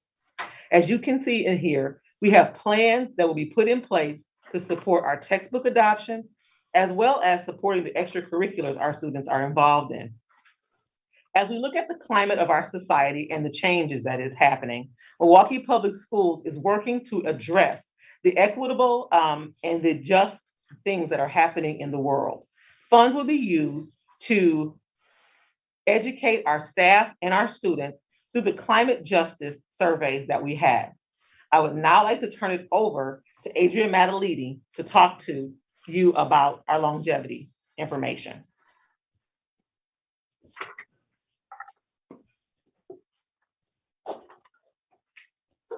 Thank you. President Peterson, members of the board, Adrian Matalini, Chief Human Resources Officer. Developing strategies related to attracting and retaining staff is critical in order to address staff vacancies. The proposed longevity bonus is a strategy that will help retain the district's most experienced staff who may not see the same raises as other staff will this upcoming year. As a retention strategy, we are proposing the creation of a director of remote work. Specifically, the longevity bonus will provide for individuals that are at the top step of their salary schedule, a non-base building bonus that will be equivalent to the step increase, the last two steps of the step schedule, to give them additional funds that they would not be able to receive normally as they're at the top of the step. We understand that this is a unique time where people are experiencing extraordinary inflationary costs, and anything we can do to help support people. And so if we could give this equivalent of a bonus to individuals, it will provide more money to them to just offset. It's not a base building, but it's something that shows recognition of the work they've provided and the inflationary costs that they are enduring. As part of that, they will commit to the district for 1 year of service for the upcoming year. So that we hope by doing this, this bonus, we can get those very experienced seasoned staff to stay on for this upcoming school year.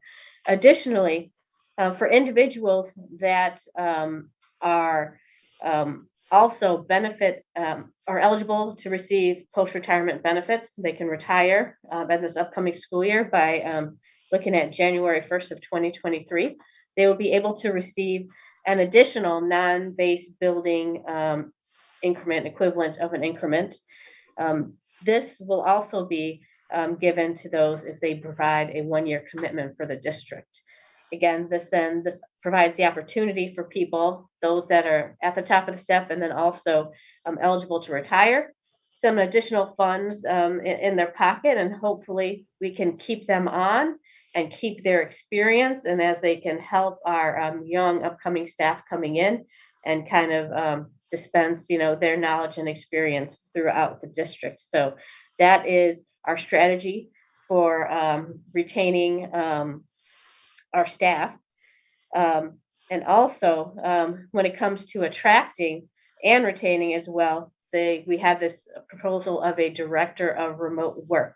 Through our experience in HR, when it comes to hiring, offering jobs, and then seeing resignations come in, we've frequently seen mention of remote work and the opportunity to do remote work, especially for our classified positions and administrative positions. So we believe it is important that we create this position that will be responsible for looking at the remote work options and creating a policy in the district to offer remote work. So we can attract new staff that are looking for that remote work option, and also retain that staff that would appreciate having that opportunity. And that is a summary of our attracting and retaining opportunity strategies through this additional funding. And now I'll turn it back to Martha Kreitzman. President Peterson, members of the board, we're here to answer any questions you have. Thank you very much. First, I'm going to ask if there's any member of public that wants to speak on this, Madam Secretary. Yes, Mr. President, we do have one individual on the platform registered to speak on this item. Why don't we hear that person first, and then we'll move to conversations with the board. So noted. Jason Gallion, please state your name, spell your last name, and begin your testimony. Thank you, Madam Secretary. Perhaps it was an error on my part. I wanted to speak on the the district-wide code of conduct. Is there a way Okay. I could come back in on that topic? Mr. President, members of the board, and Mr. Gellion, yes, please stay on the platform and we will call you when that item comes up. Thank you. Thank you so much. Great. Okay, and that was, no other person was waiting to speak, correct, Madam Secretary? That is correct. Okay, then I'll go first to Director Carr, then Director Herndon. Thank you. Can you provide a little bit more details regarding what classifies a teacher or I don't know how to say this. What can you define what an experienced teacher is according to this longevity bonus line item proposed budget? Okay. Administration. President Peterson, Director Carr, Adrian Maleni, Chief Human Resources Officer. The longevity bonus, to be clear, will apply to all individuals, regardless of employee group. So if they're at the top of their salary schedule, if that's the top step, they will be eligible for that first part of the longevity bonus, which will be equivalent of the difference of like an increment of the last two steps on their schedule. So that will just be based on, where they are on the schedule if they're at the top and they have maxed out, so to speak. When it comes to the second part, when it comes to being eligible for retirement with benefits, you would look at their years of service, the age, 55, and then you have to also take into consideration the sick leave accrual balance in order to retain or attain the post-retirement health benefits. You have to have a certain number of sick leave hours in your bank at retirement. Thank you. I have a follow-up. Can you walk me through or clarify what it means to max out or reach the top of the pay scale? Does that mean like they have been in the district for a long time and they've reached the maximum? So are we talking about the educators that are making maybe over 80, 90, $100,000? Administration. President Peterson, Director Carr. Yes, I'm happy to, for a little clarification. How many years it takes to get to the top step of your schedule varies. So if you would look at the teacher salary schedule, there's about like 20 steps. So that'll be equivalent of 20 years if you started with a district with zero experience, you started at step one. So you're talking about someone that has been substantially with a district for a period of time.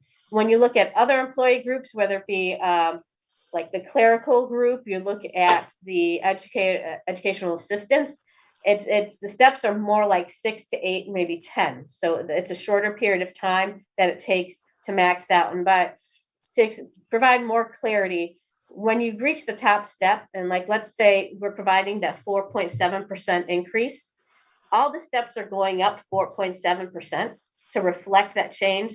But if you're at the top step, you don't get another step movement. Like you might not get that increment that other individuals might get for having that additional year of experience, for like going from a step one to a step two, because you have already at the top step. So you're still going to stay at step 10, which will just be raised for the 4.7%. So individuals with less experience that are not at the top step, they will essentially receive more of an increase in their salary because they're going to get that bump in their step, and someone who's at the top will get that step in the bump. So that's why we want to have this this bonus, so that we can provide those individuals at the top the additional funding. So you have can you provide a break? Oh, sorry. Just go ahead, follow up. I'm sorry. Do you have a breakdown of the number of educators that have reached that top step that have retired? or are you able to provide that information during the next meeting, or do you have it now? Administration.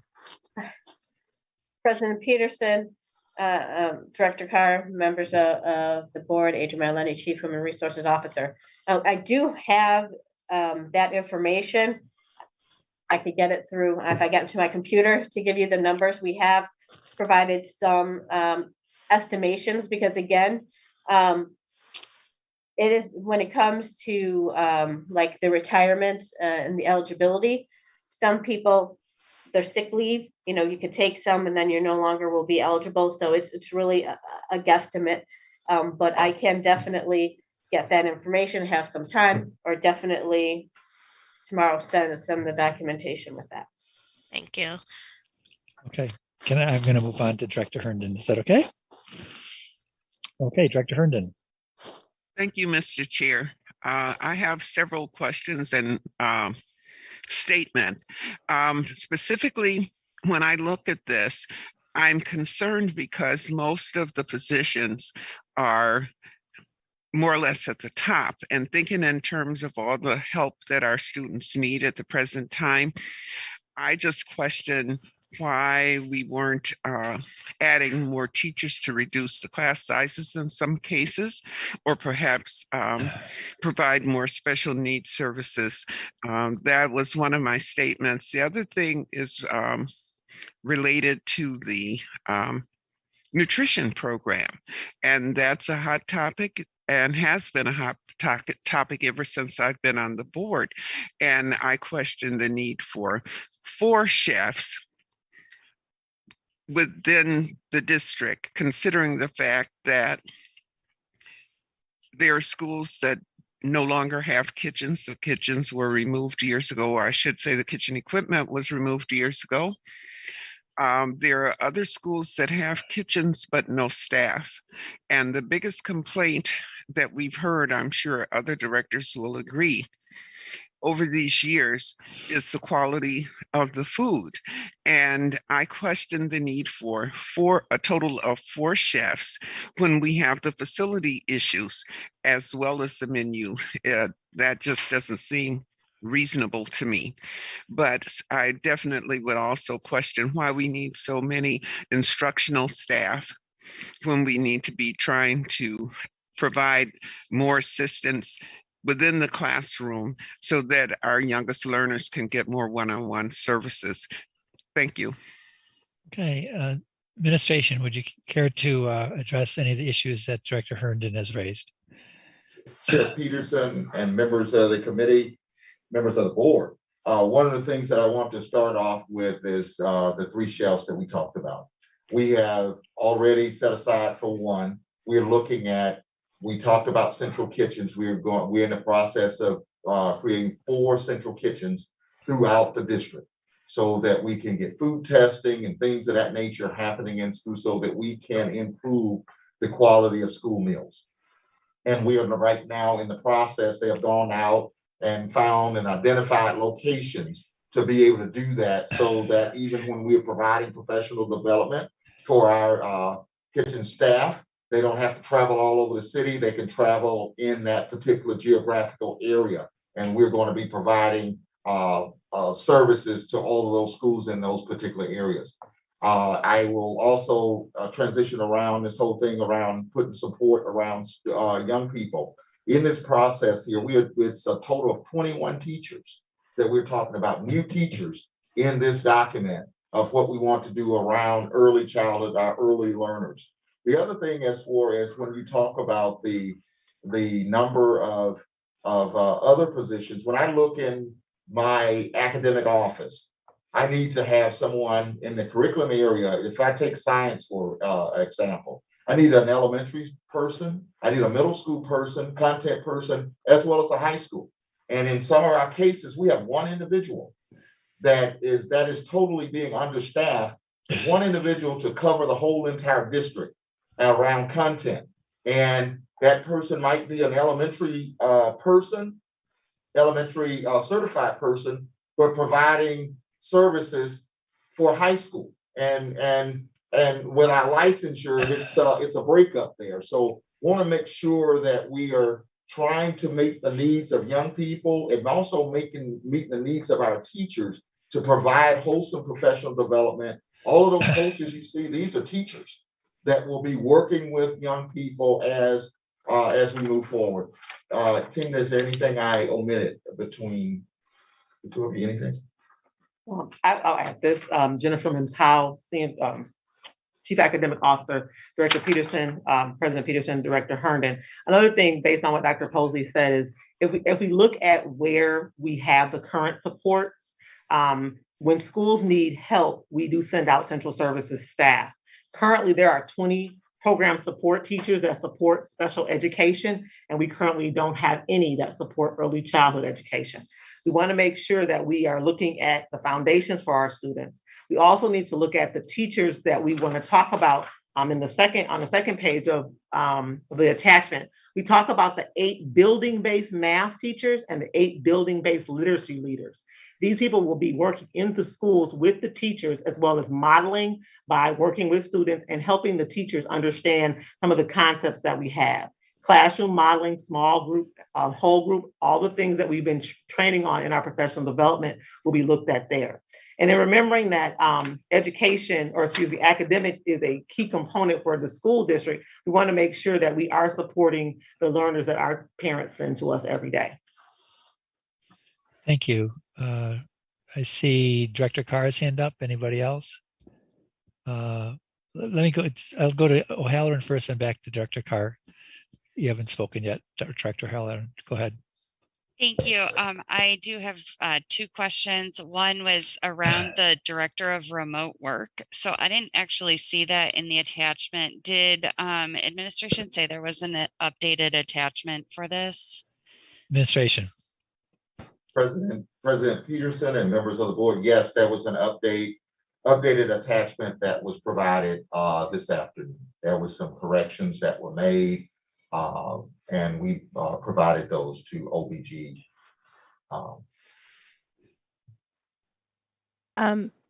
Mr. Chair, members of the Yes. board, I believe you received those in your email at the time when we were down here for the meeting. So if the administration could go through the changes, we would be able to note those and make sure that we can post that for the public. Thanks. I'm sorry. And I will be totally honest, was waiting for the babysitter. So I walked in a couple minutes late. So I apologize if it arrived in my inbox and I didn't get the chance to review it. Not casting blame on anybody here.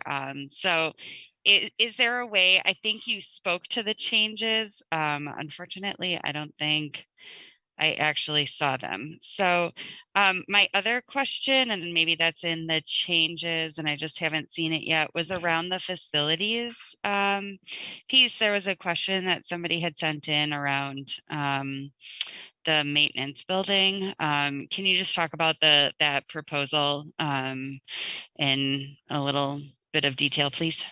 Yes, Superintendent or the administration, please comment. President Peterson and members of the board, the first item that you had some dollars set aside for the facilities and maintenance building. The second item that you received does not have that in there. We removed those dollars and redistributed those dollars. And that is where we are doing a sustainability specialist as well as a civil engineer that's needed.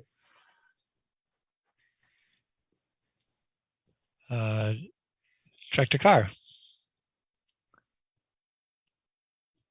So I'll say thank you to the administration for working on this. I appreciate the hard work, the thought behind it.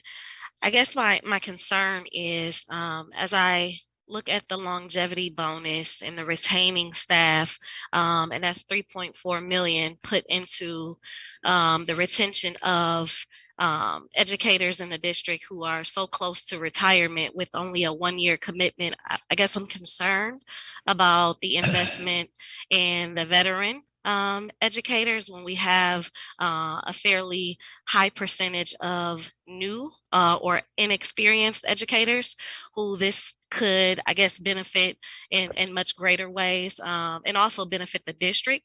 I'm also, I guess, concerned too about the lack of mentorship, and that being prioritized in this funding to support the inexperienced educators, as well as the no visibility or presence of any mental health services. The other part I will say, given the standardized or the state report cards and the metrics outlined by DPI or reflected in the DPI report card, I would have expected for there to have been more investment in literacy and mathematics, as well as more investment in the new or inexperienced educators. And so I just wanted to say one, thank you. And I think we it would have been more advantageous to invest more into literacy, mathematics, as well as the inexperienced teachers and teacher mentors. Administration, you care to comment? Peterson and members of the board, thank you, Director Carr, for your comment and your question. Just want to share that we have, when we're looking at numbers for staff, everyone around the country is suffering right now with staffing. And we're trying to do everything we possibly can to get people to stay with us longer. There's individuals that are right now at retirement and could walk out. We want to do something to attract and retain those individuals to stay longer with us. If we can get another year until we can stabilize, hopefully stabilize the economy and stabilize the market as far as teacher quality and getting more teachers in. You're talking, I 100% agree with the idea of a mentor teacher. The 21 teachers that I talked about, they will be doing mentoring. They will be doing side-by-side mentoring and modeling on a daily basis with teachers within buildings. And that if that is the lead seniority teacher, they will be working with all of those individuals. So this is all rolled in. And when we talk about this whole thing around literacy and providing additional support around that throughout ESSER 2, 3, and the budget, and also the new budget that you will be proposed budget that you'll be receiving tonight, we have gone in and kind of talked about this whole thing about making sure that we have additional support in those areas. We have spent a number of dollars around support to classrooms, professional development, you name it, the list goes on around that. This is just a small portion of dollars that was allocated over to the district, and we just want to bring these dollars into the loop of some of the things that we're missing.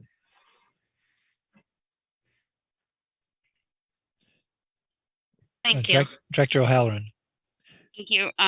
So I did get the updated, so I just wanted to say thank you, and I did get a chance to review it. My question was just around the timing of this. Do we have to make the decision on approving this tonight before we move into budget season, or are we able to consider this in concert with the many budget decisions? Because I think, to your point, that this is one item and we're looking at it. This isn't the entirety of what we're looking at for the next year. So I was just wondering if we can consider this as part of that discussion, or if it needs to be dispensed with this evening.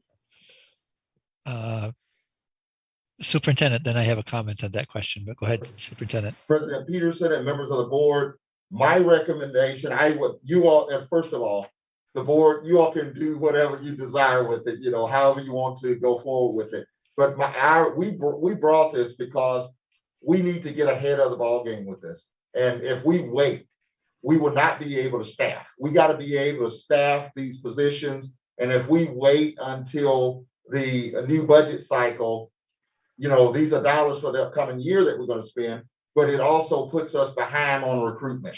And we need to do everything that we possibly can, because staffing is something that we are struggling to make sure that we're able to staff on a daily basis. And if we could get this out there, even, the staffing positions at least, so that we could get moving forward on that. If there are some other things that, you know, you want to wait on or whatever, I don't see any problem with it. Martha, anything?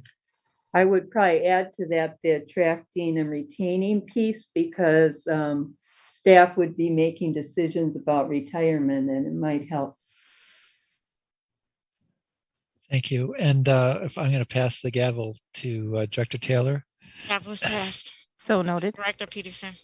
One difference between approving this now and approving something that doesn't take an effect into June, as the administration has said, is that, say, a math teacher from X school feels that they really want to start mentoring and doing the district-wide work.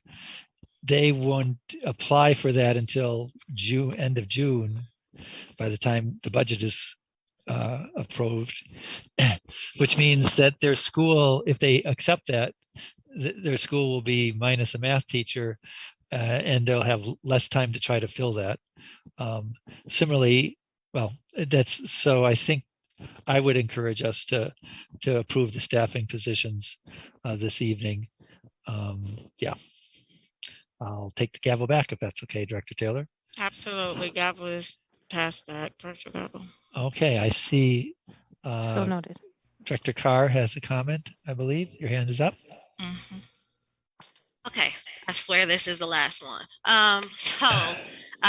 My next question is, would there be an opportunity for us to, instead of providing a bonus with the possibilities of losing them perhaps after that year, would it make more sense to hire the experienced educators on and provide them with contracts to mentor the new or inexperienced educators? Because I think it will be more advantageous or beneficial to have them working with the inexperienced educators in comparison to paying them a bonus with only a year commitment, a substantial bonus amount. And so is that something that we can perhaps consider or amend?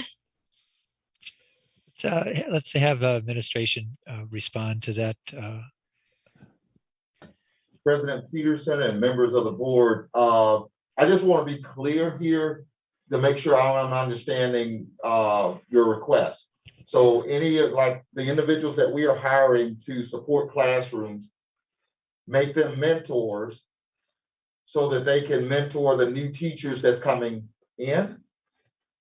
I guess I'm seeking clarity. Director Carr, I think you're talking about the longevity teachers, The right? longevity educators, yes. So instead of providing a bonus to them to commit to one more year of teaching, if that even works, can we create an opportunity for the experienced educators to work with and mentor the inexperienced ones, to share that knowledge, coach, do more intentional mentoring, because I think it would be more beneficial in that capacity instead of providing a bonus for them to stay in the classroom for a year. Does it make sense? Administration. Yes. President Peterson and members of the board, I would say, I don't know if we'll be able to do that because we're talking about a math teacher, a chemistry teacher that we're keeping in a classroom, third grade teacher that we will be keeping, and they will have their own classroom. And so, and if they leave, we got to fill that spot. So they won't be able, we're on this longevity bonus is for them to do the current job that they're currently doing right now, but not to leave in large numbers to retirement.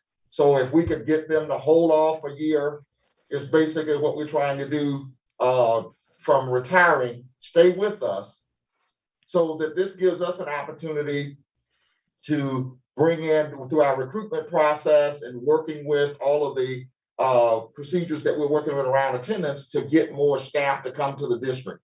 We need a year of stability to try to make sure that we can maintain the staff that we have. Because in the absence of that, and that person walks out of the door, that we have to fill a void of trying to fill that particular classroom. Director Taylor, and then Director Simpson. Thank you. I have maybe a few questions and then comments. And I get what the administrator is going. We're trying to retain and keep those individuals.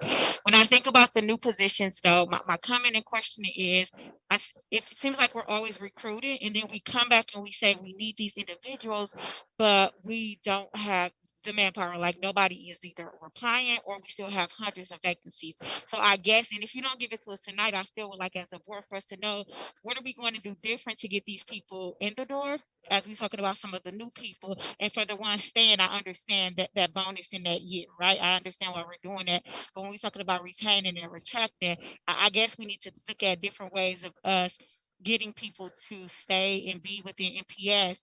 And some of the other ways that we're doing it, I'm not saying it's not working, but it seems like every time I look, we have hundreds of openings for positions. So kind of brainstorming, how do we get those individuals here, and what are some innovative ways that we're looking to retain and recruit people here.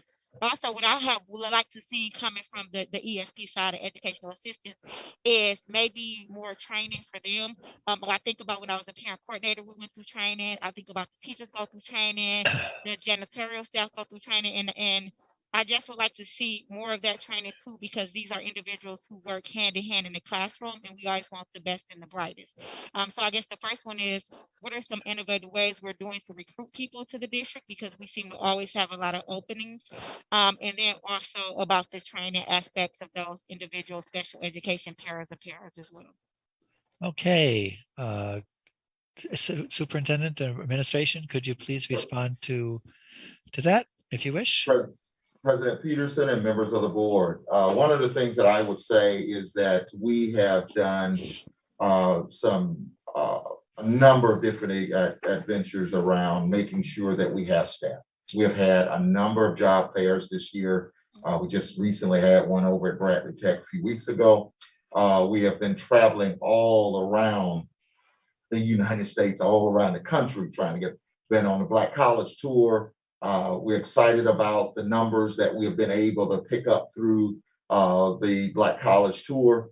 We're looking at all of the Hispanic serving institutions, going to those, as well as countries that we're going to, and Adria can elaborate on that, looking at what we're doing around that particular piece, our lens that we have here with the local institutions, as well as MPSU, but also looking at a new way of trying to bring in staff. One of the things that we have always done, there's alternative ways of making sure that we have paras in the classroom. It was a 48 credit piece. Now the state has introduced a piece where they can be tested in. We've been doing that, looking at how do we go about making it possible to get more individuals, going to talk to other majors other than education majors that's at the universities to see, can we offer some type of support, and see will they come to the district, someone that may not be their mind is made up on what area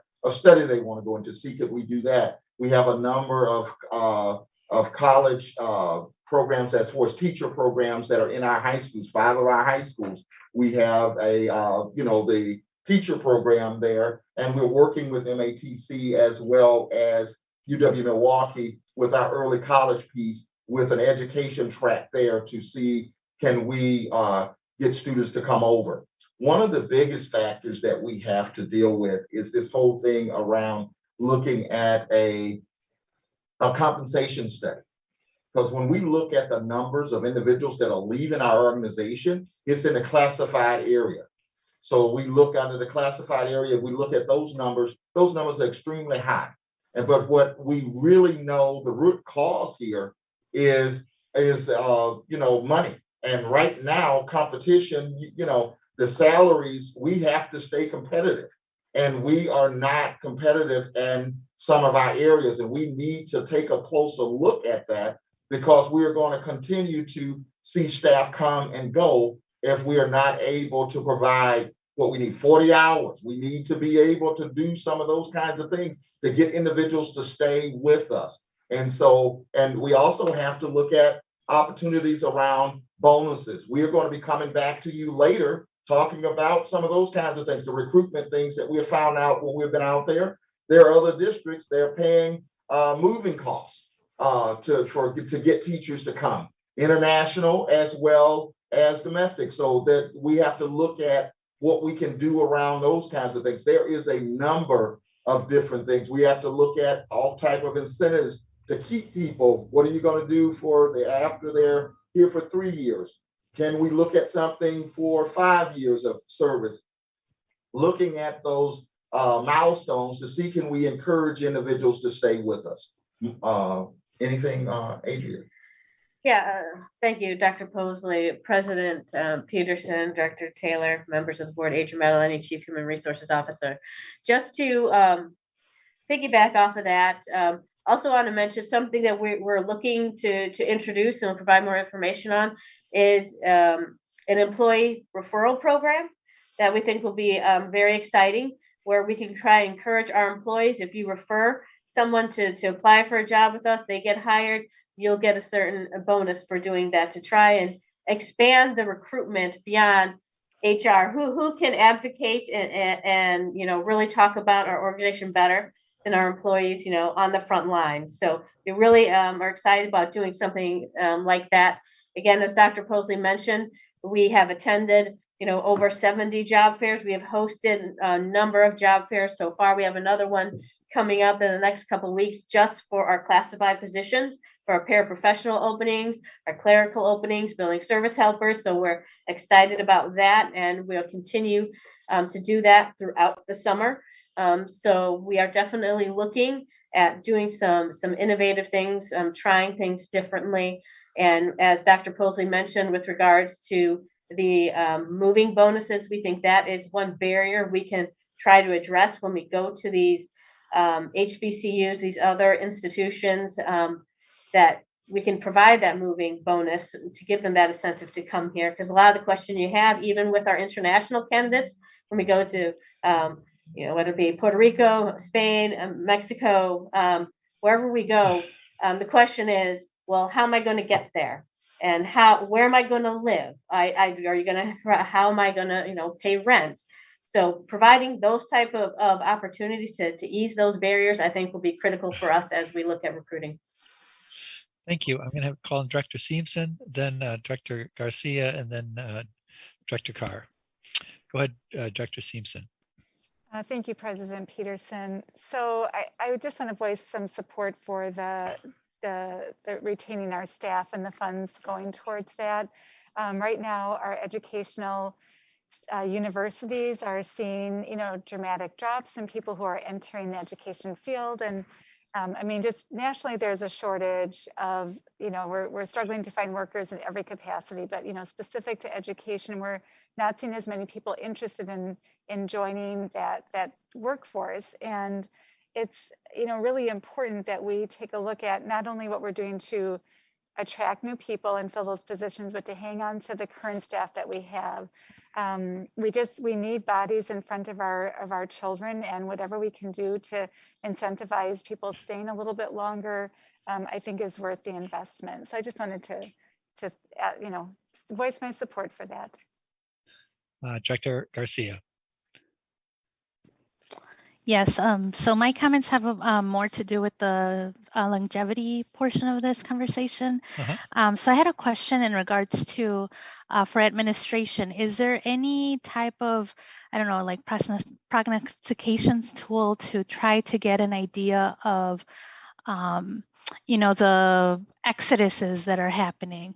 I think it would be very advantageous even for me to have kind of like a mapping of what that looks like, whether it's, retirement. I know that was one of the items that is of concern, that there's, experienced teachers that it's been a hard time.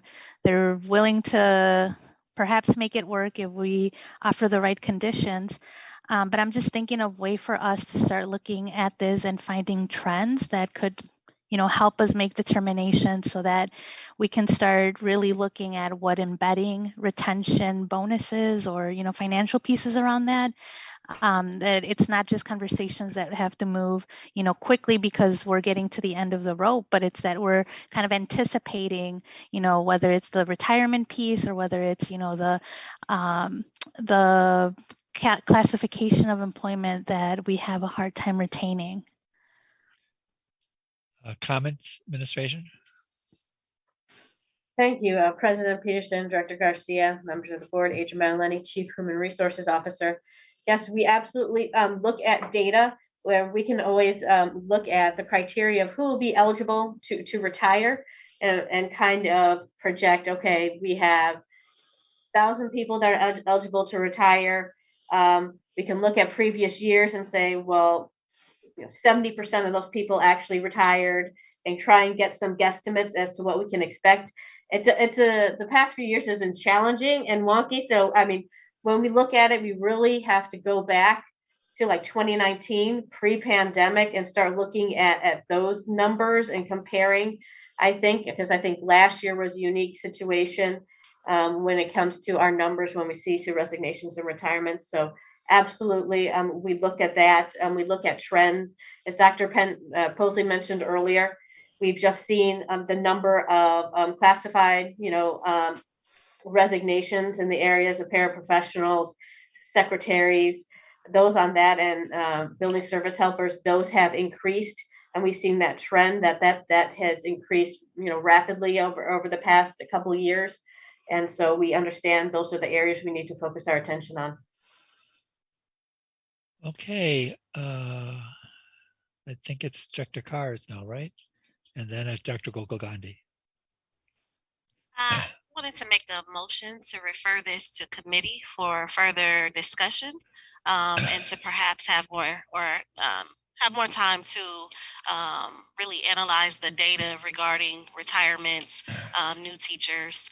I also think the other missed opportunity here, especially as we're talking about recruitment and retention, we have to also acknowledge too that sometimes people aren't leaving necessarily because of the pay, but because of the safety, the conditions of our building, the retaliatory culture that has been referenced in the media, and in many capacities. And so I think more time should be given to determine where these funds should go so that it address the underlying issues that we're facing here in the district. And with that being said, I'd like to make a motion to refer this to committee. Is there a second to that motion? Director Taylor? You second it? Yes, I'll second it.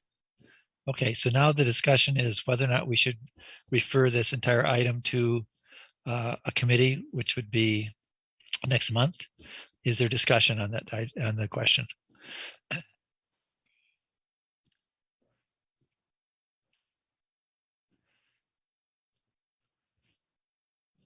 I'd like to pass, I'll go to Dr. Leonard, then I'll speak when other people are done. Director Leonard. So I really am not, I understand why we want to take this back to committee and discuss that. I don't really fault anyone on the board that wants to do that, because it's just sort of a pretty big item to talk about and just decide right away. But we have been, and I have to really mirror Dr. Posley's concerns, because I can remember the first year I believe you were made superintendent, we were going to, we were struggling and working hard to both get enrollment up and retain as many teachers as we could get. And my problem is that we're at the last hour and we always come up short. And last year we lost a lot of new teachers coming in because we weren't ready for them. And there was a lot, we lost a lot of people.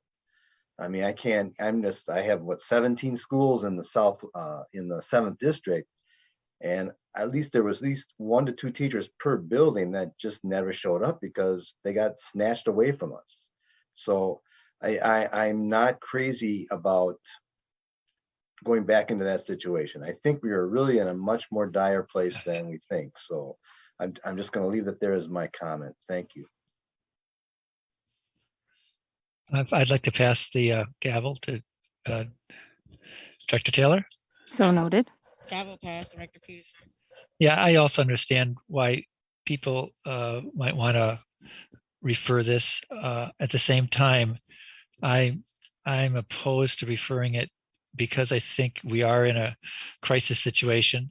And I also think, as I mentioned, there's a very substantive group effort in this in this proposal to improve our leadership in terms of teacher leaders, in terms of early childhood education, mathematics, writing, and reading, and a couple other positions. And I think it's much more to our advantage to do that now instead of waiting to the end of May. People have already made their decisions on both levels, the retirements and also whether or not they want to become a teacher leader. And that, as I said before in a comment, would the delay it really complicates school-based decision-making about filling vacancies. I'll take the gavel back. Gavel is passed. So noted. Other comments? Director Gopal-Gandhi. The comment is not about the vote, it's about the previous discussion. So should I wait or? Well, it's if you can comment about whether or not you think it should be pushed to the committee, and that it might have something to do with your content of, but then you Not should. directly related to that. Okay, Director Herndon.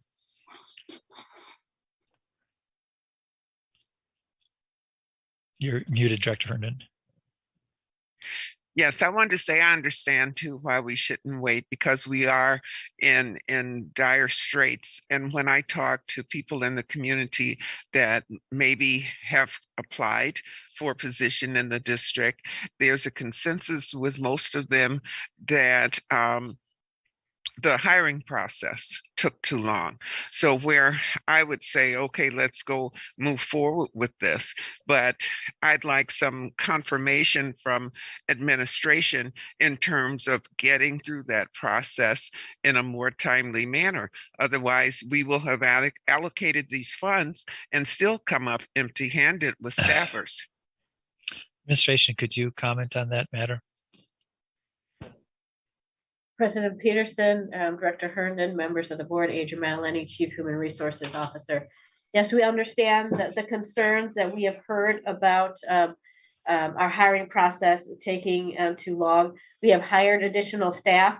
We have 2 new talent management specialists that have come on to help facilitate and help take on the workload so we can go through the process quicker. We have more assistants in the office to help with the processing of those applications and getting through the background checks and the physicals. We're in constant communication with Concentra, who does our physicals, and making sure that they're scheduling people right away to go get their physical, not waiting a week for them to get scheduled. We're really trying to push through to get through the process as quick as possible. And so we are making efforts to improve that, and we don't lose candidates while we do our recruiting. President Peterson and members of the board, one other thing I would like to add to that is that at our job fairs right now, we have contracts on hand. When we travel out of town, contracts on hand, we're signing the contract right there. And they can either submit it back at that time or mail it back in if they need time to think of it or about it. And so we get them immediately rolling through the process. One of the other things that I have personally done, I've been at every single job fair that's been in the city that we have had this academic year. I have gone to various individuals that I see coming in or out, ask what type of position you're looking for, and I've exchanged numbers with those individuals just to make sure that I can check just a secret shopper to find out how long it took from start to finish to get them through, and to make sure that no one walks into a recruitment fair and walk out without a job if they are qualified and ready to go. And that means that we have had all of our principals there and school leaders there to do on the job, on the spot interviews when they show up, so that we don't have to be going back and forth through all of the various process. We're taking out a lot of the things that slows the hiring process down. Okay. There is a motion on the floor to refer this back to committee. We've had some discussion. Any further discussion? Seeing none, Madam Secretary, could you take the roll, repeat the motion and take the roll? On Director Carr's motion, seconded by Director Taylor, to refer this item to committee for further discussion and consideration. Director Carr, Aye. Director Garcia, Nay. Director Gokul Gandhi, Nay. Director Herndon, Nay. Director Leonard, Nay. Director O'Halloran, No. Director Simpson, No. Director Vice President Taylor, Aye. and President Peterson. Nay. I'm sorry. President Peterson? Oh, I lost my, can you hear me? Yes. Nay. Sorry, I didn't mean to yell. 2 ayes, 7 noes, the motion fails. Okay, I would now look for a motion to move to approve this. Is that your recommendation, President Peterson? Excuse me, I would look for another motion to take action on it. I'll restate that. I have a Director Gokul Gandhi, you have a question or comment? I have a question and then I will make a motion. I just wanted to know, so in the case that, we do the recruitment period and say you are unable to find the, number of people that you need, is there a time limit on that? So, you say we do it for a month and a half, okay, we haven't reached it, and now we're going to reallocate these funds. Is there a contingency plan? And if there isn't, perhaps we can build one in to this year's recruitment cycle that funds are allocated for. So you're talking about the longevity funds of part of this motion? Correct. A proposal, rather. A comment for the administration. And Peterson and members of the board, with the longevity piece, I think we have a date that's set that we are going to look at, and I think that date is what, January? Well, we would look at individuals that are eligible for retirement as of January 1st. But we will be looking at dispensing with the bonus at the beginning of the school year. I want to say looking at probably September, October. But after, assuming that this is passes, we will send communication out to all the employees that then meet the criteria and get some confirmation that they are committed, they'll commit for a year, and then we'll be able to track and see how many people have agreed to that and then move forward. And then we could look at what's left potentially and then go from there. Great. And I think if it's possible, and I think we need to, I think we could get better at this practice, is having a projection. So say, we'd like to hire X amount of teacher, whatever it is, and whatever classification.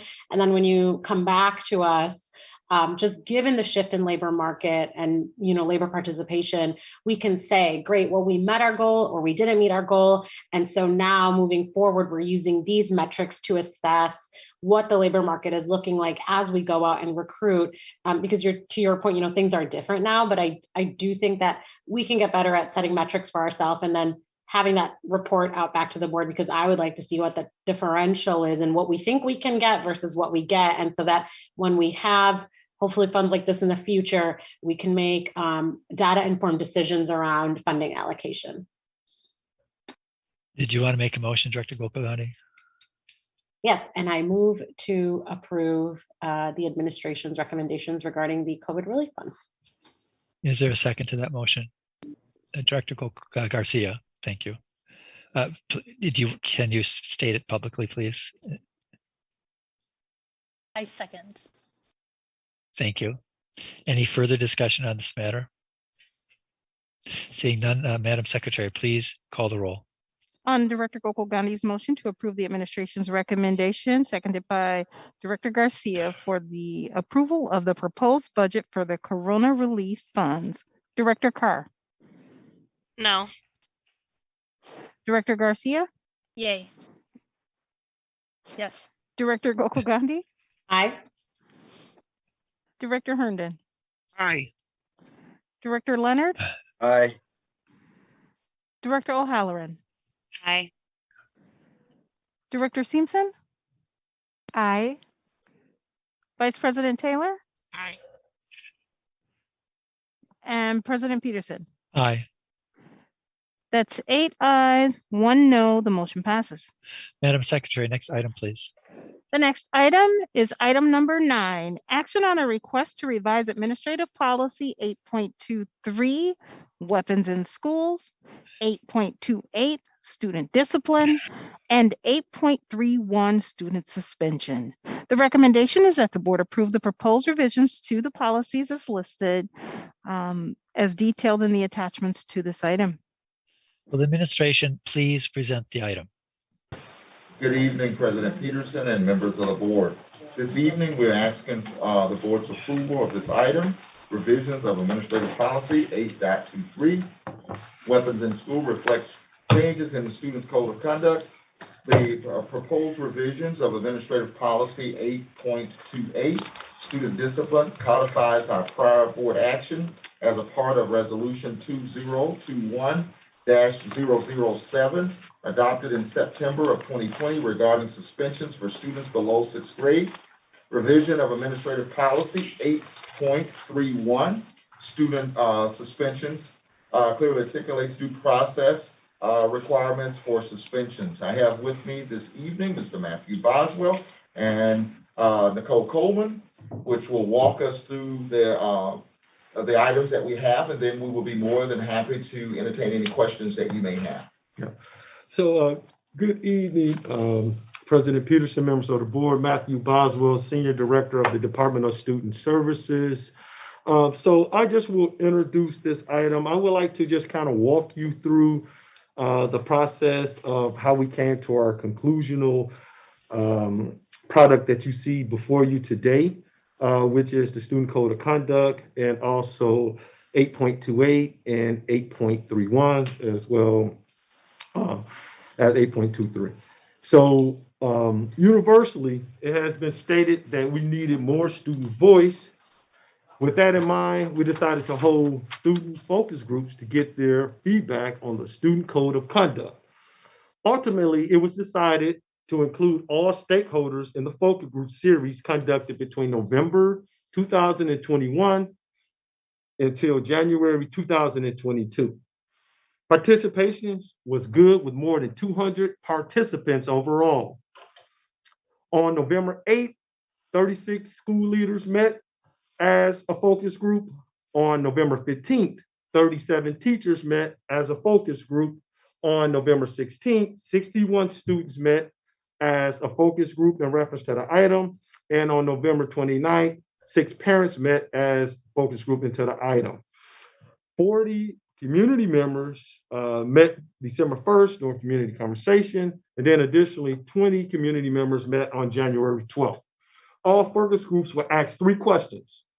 What do you value about the current code of conduct?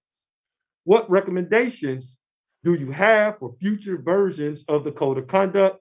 What do you want the citywide discipline committee to know? In February, the Department of Student Services convened the citywide discipline committee to review the student code of conduct for the 2022-23 school year. That committee was consistent of all of the subgroups and representation from each.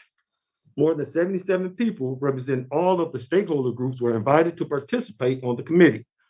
Ultimately, 46 people participated, including 2 students that represented the student group, 16 school level administrators represented the administrative group, 5 teachers represented the teacher group, and 9 district level staff represented the administration, and 6 community organizations was representative.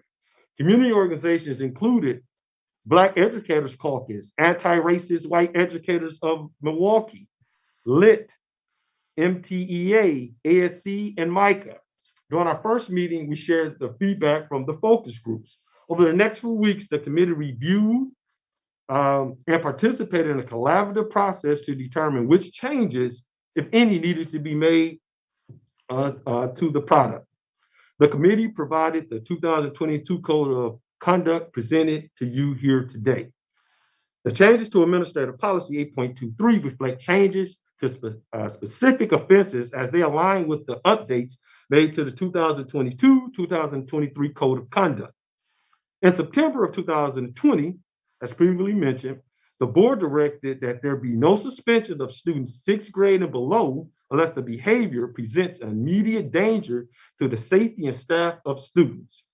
Both 8.28 and 8.31 have been updated to reflect the wishes and the directives of the board. As outlined and directed in NPS Resolution 05-14-5003, we added specific language to both administrative policies, 8.28 and 8.31, indicating a requirement that staff attempt a range of corrective measures before removal from class or referring a student to discipline authorities, unless it can be documented that the safety of students and staff is threatened or the behavior in question is such that the disruption to the educational environment can only be remedied by search referral for removal. So with that said, I just want to once again, President Peterson, members of the board, give you an overview of how we are here today with the product in which you have before you. So at this time, I will have Ms. Nicole Coleman, who's Student Services Specialist, walk you through the policies as well as the Student Code of Conduct. And we'll be more than happy after she goes through that process to answer any questions in which you may have. Good evening, President Peterson and members of the board. I'll start with Administrative Policy 8.23. On page 2, under the other criminal offenses, the changes that were made are the ones that reflect the changes to the Student Code of Conduct by the Citywide Discipline Committee. And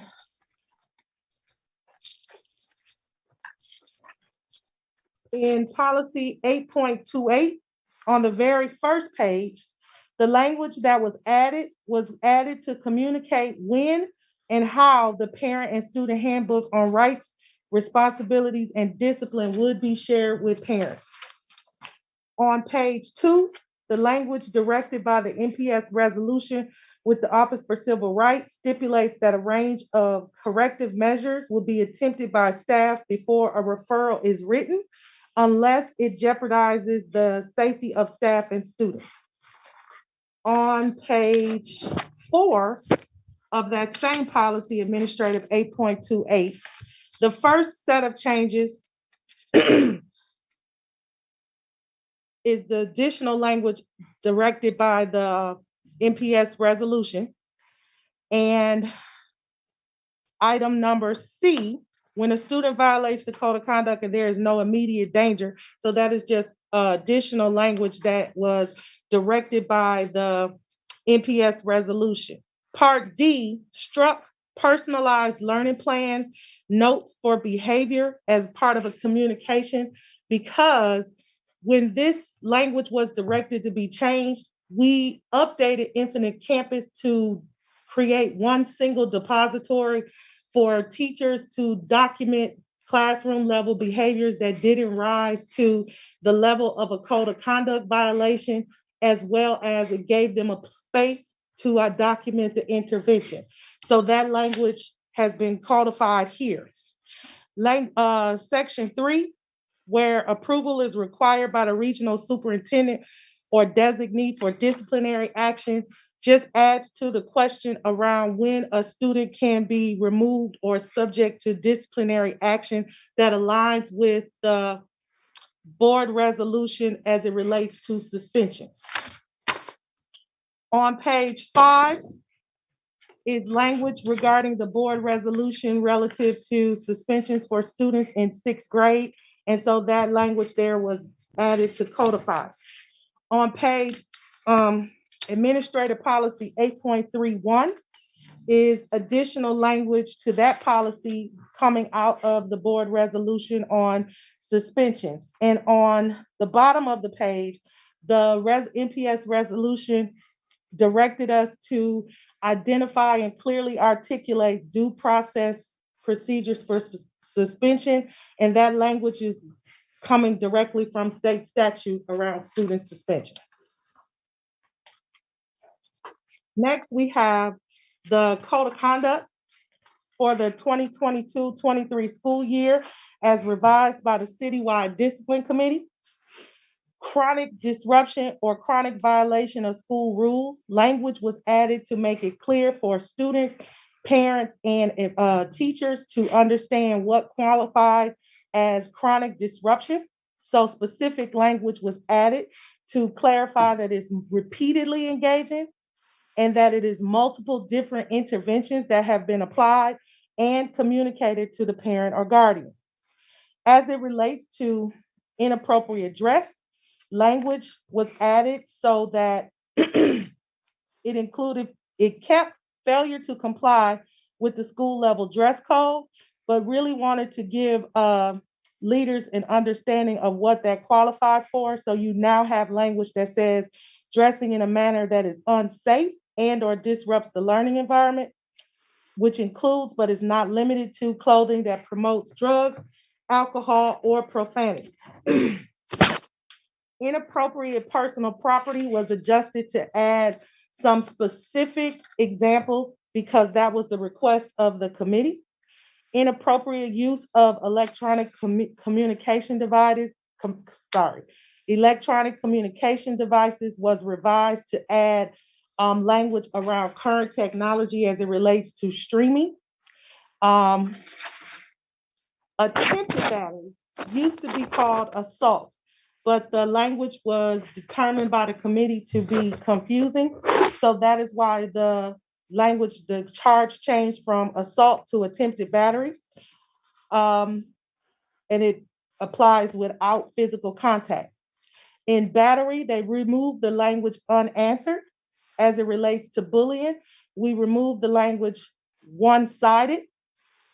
And under endangerment of physical safety and mental well-being, the committee determined that they wanted to provide some very specific examples that speaks to incidents that we are seeing right now. Under personal threat, the committee wanted to add language around social media. And under possession use of a weapon other than a firearm, the use of a actual firearm was pulled from this definition to make it easier for administrators to code for state reporting, and to add current weapons that we're seeing consistently right now. And then possession use of a firearm was added because as it relates to state reporting, a firearm is considered to be a weapon that is propelled with gunpowder. And so that separates it out from a BB gun. So a BB gun is what we would capture under possession or use of a weapon other than a firearm, whereas an actual loaded weapon that propels with gunpowder is captured under possession use of a firearm. Engaging in sexual activity was done so that we could separate students who were victims from sexual assault from those individuals who were actually participating in sexual activity. And under possession of intent to distribute ownership use of drugs, the language around THC in any form was added to reflect things like edibles. And we added additional language that drew parents and students to the section in the handbook that is directly relates to prescription medications that may be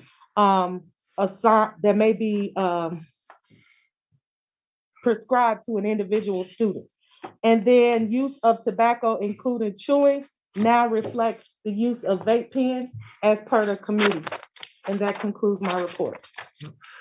Yeah, so at this time, just additionally, President Peterson and members of the board, Matthew Boswell, Senior Director of Department of Student Services. I just would like to also add that this was an extremely collaborative process. For any board members that remember the previous process, we would go to the technology building on Capitol and convene our citywide discipline committee. there, and we'll get into that room and we will hash out any changes we may have to the student code of conduct. This process identified subcommittees, identified member to be part of a citywide discipline committee from each subcommittee, who all got together and then produced a final product. So I just want to mention that again. And at this time, we will answer any questions that you may have. So thank you. Thank you, administration. Madam Secretary, do we have people who wish to make public comments on this tonight? Yes, Mr. President, we do have one individual on the platform registered to speak on this item, and that is Mr. Jason Galian. Please state your Okay. name, spell your last name, and begin your testimony. Good evening. My name is Jason Galen, Galien, and thank you.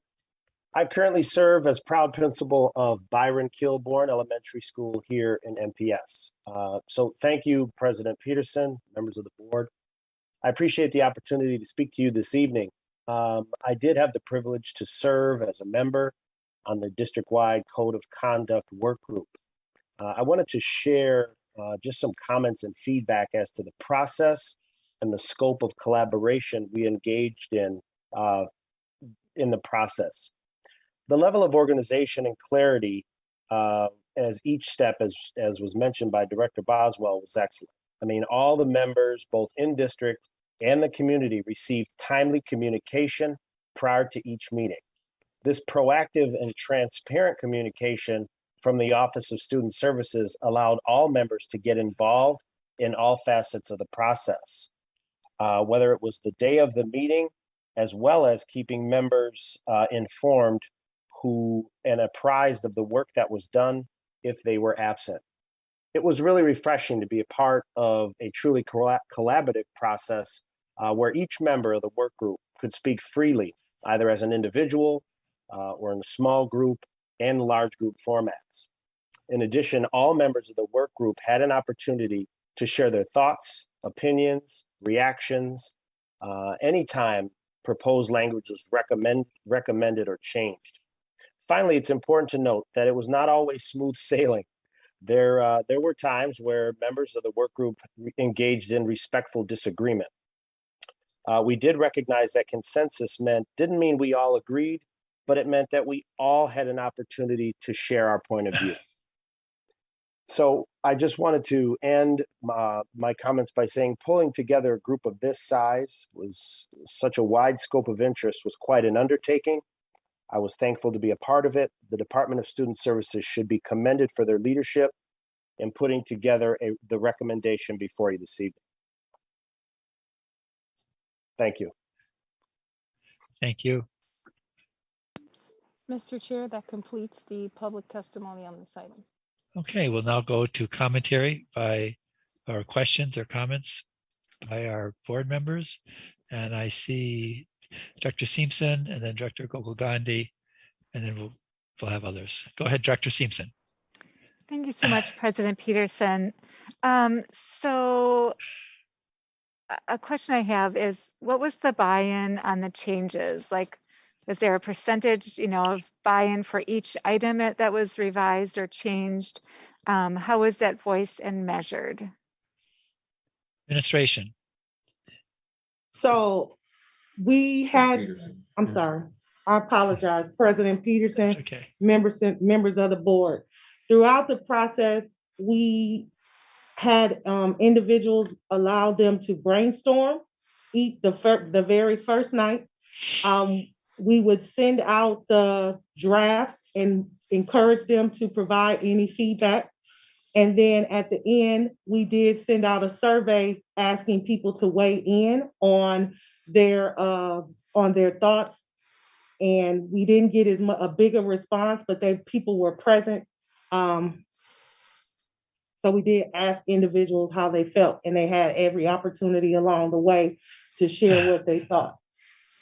But the conversation indicated that people were on board as the changes came directly from them. Okay.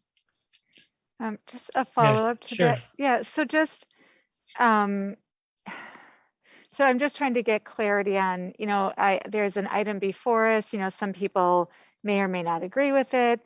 Was it like, was there ever a vote taken?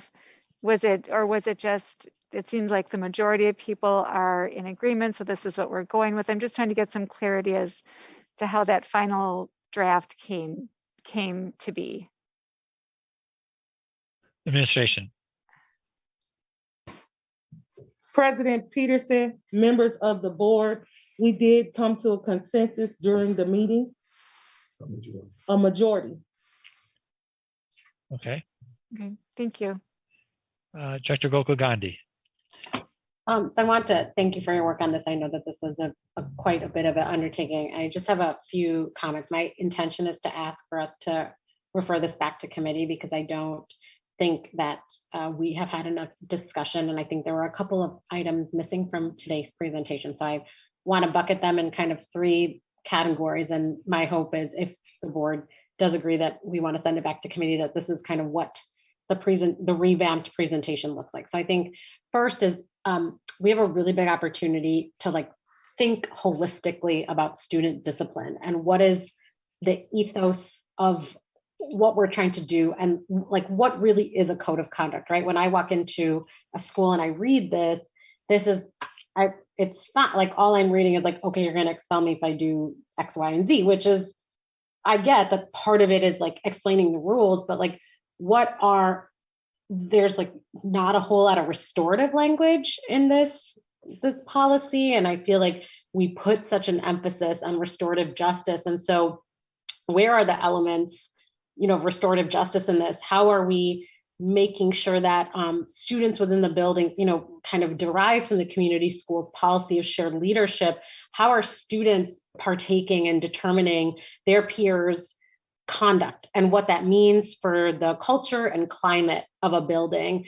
And so that's one part. Then the second part is just I know it's hard to say, do a verbal side-by-side comparison, but I would love a presentation that kind of says, here was policy A, and here is the discussion that happened around policy A, and here is why we've changed policy A to be reflected in this updated policy, right? I think Director O'Halloran says this all the time. I feel like I have all the information, and then I also feel like I have no information. And I'm kind of feeling this way about this policy. And then the third thing is I would really like to have a little bit more content around who participated in those discussions, what schools participated, what were the agreements and disagreements that happened during the discussion. And then fourth, we did get a report from an LIT that kind of highlights some of their disagreements. And I agree and disagree with parts of them, but just factoring in where is the community stand on this, or who are the organizing groups that have done some work around this that have contributed maybe to where we've ended up. And so I will make a motion. President Peterson, you tell me if you want me to do that now or if you'd like me to wait until everybody provides their comments. But I do, and I don't know that I want all of that information now, because I think the 3 buckets I've asked for takes a little bit of time to produce, and I don't want that rushed. I want it to be a really intentional discussion, but those are my comments. So whatever administration would like to respond to, and then President Peterson, please let me know how you'd like me to proceed. Okay, let's, you're welcome to make a motion at any time. So that's, and so you can do so, but I think a motion to refer it or to pass it, which either way, will allow us to have full discussion about the content of it. So it's not like a maneuver to get it referred or passed. Yeah. Okay. So if you want to make them. I move that we refer this item back to committee. Okay. Is there a second to that motion? Director O'Halloran? I second. Mr. Chair, members Yes. of the board, as with the previous action to move an item to committee, the discussion would need to be around the motion to or not to move the item to committee and why. So you have a motion to move this item to committee and a second. And I'm sorry, I did not hear who seconded. Was it Director O'Halloran? It's me. I seconded. I Okay, thought I recognized the voice. Madam Secretary, I wish you would had intervened quickly before I said that, because I said that we would be happy. I think we need some conversation about the content. And I know it's not the intention of Director Gokul Gandhi to not have that conversation. I can So, rescind my motion if that's helpful. okay, So if you could, noted. okay, you withdraw it. And the second, could you withdraw that as well? Yes. I Great. see Director Taylor shaking her head, so I was curious, but I may be misunderstanding parliamentary procedures, but so- I agree. So what I'm saying is that we will have a full, robust discussion about this, and then I'm happy to call on you two to make that motion. So let us continue the conversation. I see Director Leonard's hands up, Director Garcia, Director Herndon. Go ahead, Director Leonard. Yeah, I've wrestled with this for a little while, to be honest with you. I have no problem with it. There's going to be a code of conduct, and you're going to revise the code of conduct. But that really is not the issue that's going on in MPS schools. It's not the code of conduct. And I feel like we're going to walk away from this and say, oh, we did this and everything is going to get better. And I have a very, very knee-jerk reaction to this, as having been an educator and an administrator. And actually, I worked with Mr. Galen, and I think their work is, I think they're sincere about what they were doing. And I think that that's what their goal was set to do, is to revise that code of conduct. And I understand that part. But I think the question has to be asked, if anybody thinks that revising the code of conduct will create the change needed in our building climates, where we have so many suspensions and so much, violence, to be honest, and a lot of other things, I think we have to be very careful with this. I think we have to really dig in and have some very serious conversations with a lot of people to come up with a whole different paradigm on how we're going to work in our schools at MPS. I think this is something that we either take on in a large urban school setting that has mostly children of color, and we start dealing with some really tough conversations. And I feel like we're not doing that. I feel like we keep putting a veneer on things. So we're going to talk about this little piece here, and we're going to get into the nuts and bolts of this. But if I don't see change in 3 years from now, I feel like I've sort of failed as a school board director. I'll be very honest about that. So I'll leave it at that. Thank you. Director Garcia.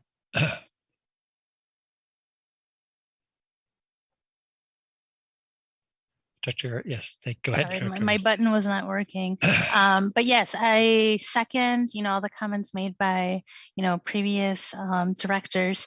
I think for me, it's just that idea of how do we utilize this opportunity. We mentioned that there's already stakeholders that have been part of the process. There's folks who, shared with us their opinions, their time, and their passion around how we can utilize this as a platform to really transform and reimagine what discipline can look like. I mean, and we are all familiar with, all of the reports where we're dealing with disproportionate amount of specifically Black students being reprimanded, pushed out of the school system.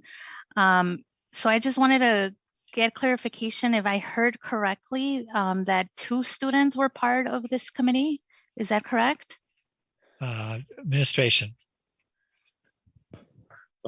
President Peterson, members of the board, yes, 2 students was part of the citywide discipline committee. So that they represented the 61 students that participated. So each group had participation. Those numbers were not meant to be large. The larger number was of the subcommittees. So we either had 1 to 5 or individuals in each subcommittee represent that group. So those 2 students represented the 61 students that participated. Okay. And to me, I feel like that's a missed opportunity for us to really engage students and have this really be a student led conversation. You know, I know that there's a lot of work already that's done. There's administrators that are relying on this in terms of how to, you know, impacts school culture. But I think, you know, what has been stated before is that we really need to utilize this as a place to reimagine. So I am in favor of pushing this back to committee, and I would like to see a little bit broader reach to students that goes a little deeper than a couple focus groups here and there. Okay, Director Herndon. Thank you, Mr. Chair. Director Leonard spoke exactly what I was going to say, is that when I look at this, and I speak of this in the schools and with young people at every opportunity, conduct is a major, major problem in the schools, but nobody seems to have an answer. And I don't feel that having the code of conduct and making whatever modifications we choose to make here fixes the problem. The problem is, okay, so a kid misbehaves. So a kid brings a gun into the school, or there's fight, which in some schools, it's constant. What is the consequence? That's the issue. That's the elephant in the room that we have to resolve, is what is the consequence of the misbehavior? What is the consequence of disrupting a class every day? It's unfair to the students that are in there, that are there trying to learn, and having a disruptive student, a student that may or may not have an IEP. That doesn't really matter, but what is the consequence? I would vote for moving this to committee if we settle in on what are the consequences. How do we settle our schools down? Be it just sheer disruption, roaming the halls, that's a major problem. Disruptive conduct in the classroom. And I agree, suspensions aren't always the cure. I don't think they're the cure at all, but there has to be a better way to handle it. And then a lot of the disruption, especially in under sixth grade, a lot of that has to do with students that are special needs. And I have often wondered myself, are there children that have such a high degree of need, perhaps, that maybe they shouldn't be in the all-inclusive environment? That's another opportunity for discussion as well. So I'll leave it at that. And I agree with sending it back to committee so we can do our due diligence in trying to answer the consequences. Director Taylor. Thank you, Director Herndon. Director Taylor. Thank you, Chair Peterson.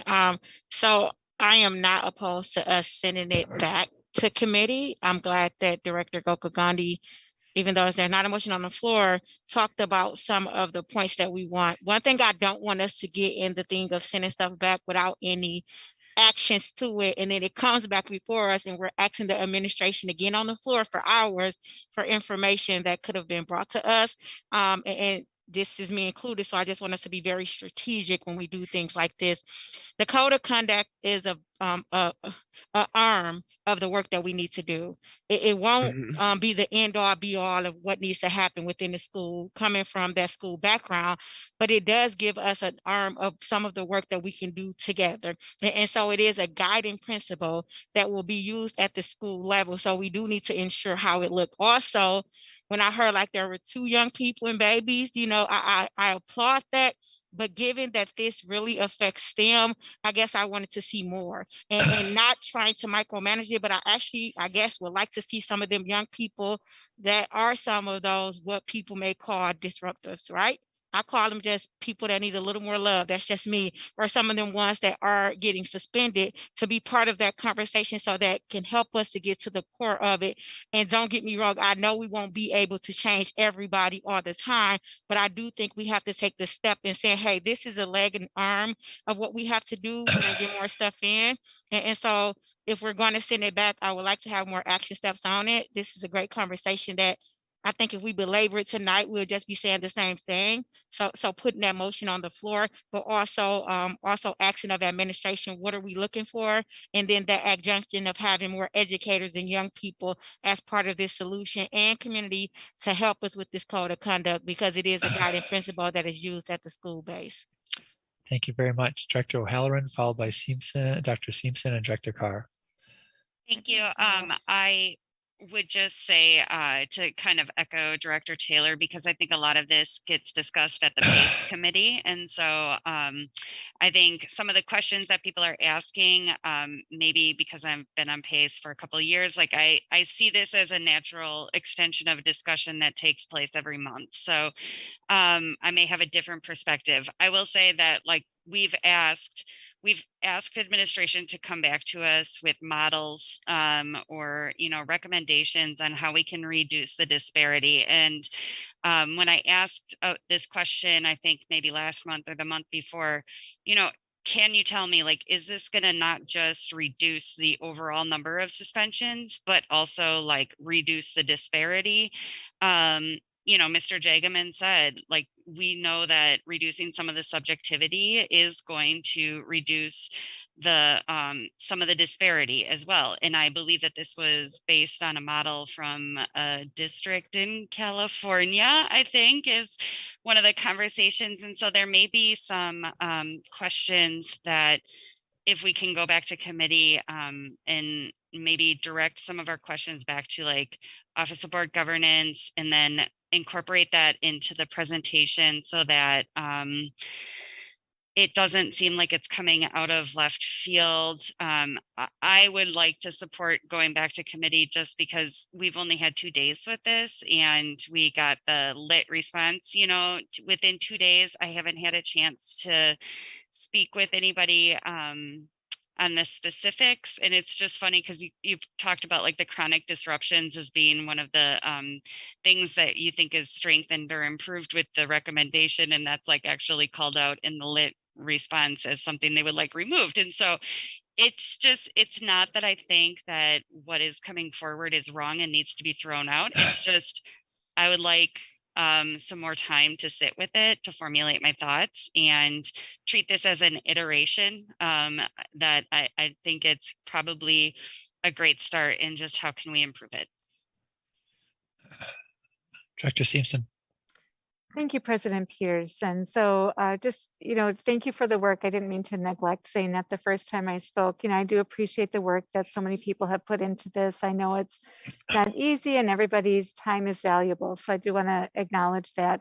And then kind of going back to what Director Taylor said, she said this code of conduct is just, one piece of what we're doing as a district. So one thing that might be helpful if we bring this back to committee, which I support, would be kind of to pair it with the supports that we're offering. And I know like budget season is coming, maybe we could reflect on, are we increasing social workers, guidance counselors, that type of support? A really good example are the SAG groups that we have. If a social worker is not in the building, on a regular basis, it's really hard to conduct those SAG groups. So kind of like, what are we doing to offer the support to kind of go along with this code of conduct? So that might just be some helpful information that you could bring forward at the committee. Thank you. Director Carr, did you have your hand up for side note? Okay. I'd like to pass the gavel to Director Taylor. Gavel has been passed, Director Peterson. Thank you. I guess my expectations were a little different than others. In comparing word by word this with the previous code of conduct, I thought it was an improvement. I'm not I do think the matter of how we institutionalize restorative practices and restorative justice within our schools is key. I'm not convinced that is going to, how we do that can't be reflected in a code of conduct. I mean, parts of it can be in terms of consequences and so on and so forth. But I think we have to have a number of different strands at work at the same time. Certainly improving this is fine, and getting more feedback I think is fine, but I don't think we should have the belief that doing that is enough. Nobody's saying that. I mean, I'm thinking of the fact that, we had 10 counselor positions open all year. We couldn't find them. We couldn't hire people. And obviously one of the, slogans of the Black Lives Matter movement, which I agree with, is, less police, more counselors. I would say less disciplinary, less, punitive discipline and more restorative practices. That's a slogan that I appreciate. And similarly, our ability, our capacity at this point to implement restorative practices district-wide is it's our capacity is limited, and so we have to really focus a lot on something like that, in addition to, and not try to cram it all into a code of conduct. And I guess so. The one question I have to the administration is what would be the disadvantage in their eyes, possibly, of postponing it, and what would be, how would they see, or how are they listening to our conversation of what sending it back to committee would include, and how that could benefit it. Administration. Vice President Taylor and members of the board. One of the things that first and foremost is that we want to make sure that we have a code of conduct that's conducive to the learning environment in our schools on a daily basis. Whatever that takes to get there, the administration is willing to do just that. So whatever it takes to get to that point, we are here to do just that. But also, even with going back, and we understand and we are really open and receptive to doing just that, to get more individuals there, but it's still going to be a community building piece that is going to be people working together, and it's going to be a sharing piece with all. And we got to build consensus around that. And consensus is going to be something that is going to happen. And we are open if it's the idea that we want more students, but we also have to look at the balances and the guidelines that we have around that particular piece. We can introduce more students to the committee, as well as more community members to that committee if need be. We can continue on with the current policies that we are operating off of, as we are operating off of now, until we get a revised code of conduct and policies. Director Peterson, any other questions, follow-ups, comments? Yeah, I appreciate that. I'm glad to hear that. And I also encourage all stakeholders to be very specific in what they want to change in the code of conduct, and then maybe more general about what we need to have in a strategic plan to really address things. So it's twofold, because I just say that I personally thought that the changes around chronic misbehavior, is pretty reasonable. I mean, I know as a teacher for 25 years that there's a real difference between somebody who is chronically doing something, they need more help, than somebody who just one day has a problem and the next day it sort of, they get back into the swing of things, so to speak. And so I think it's real important that we walk on two legs, be very specific in terms of the code of conduct, how it can be improved, and also see that we need to do a lot more than establish a code of conduct, revise a code of conduct, and move towards a much more aggressive plan to roll out restorative practices and all what that all means in terms of training, et cetera, et cetera. So those are my thoughts, and I'll take the gavel back. Gavel is passed back. Okay. Other thoughts or comments that people would like to make? Yes, Director Herndon. I just want to say that ironically today, I sat in on the student leadership conference, and behavior was one of the topics in one of the breakout rooms. And what I want to share is the fact that one of the questions was presented to the students, how to handle these particular issues, how to handle the misbehavior in the classroom, how to handle what were the consequences. Either they had no answer, and I sat through 2 sessions. Either they had no answer, or their answer was get them out of the classroom. And I was kind of shocked, kind of amazed. And I just simply think that no matter what we put in the code of conduct, we've still got to get to that next step and resolve that issue. But I was definitely surprised at the response from the young people. Thank you. Very good. Any other comments? Seeing no further discussion, Madam Secretary, would you please call the roll? I think we need to make a motion. There's no motion on again. the floor. Oh, Yeah. thank you. I was living in the past. Director Gokul Gandhi, do you have any idea about a motion? I do. I move that we refer this item back to committee. And Director O'Halloran? I would love to second that, please. It's like Groundhog Day. I thought I heard that. Okay, and now back to the Madam Secretary. Would you please call the roll? On Director Gokul Gandhi's motion to refer this item back to committee for further discussion and consideration, seconded by Director O'Halloran. Director Carr. Aye.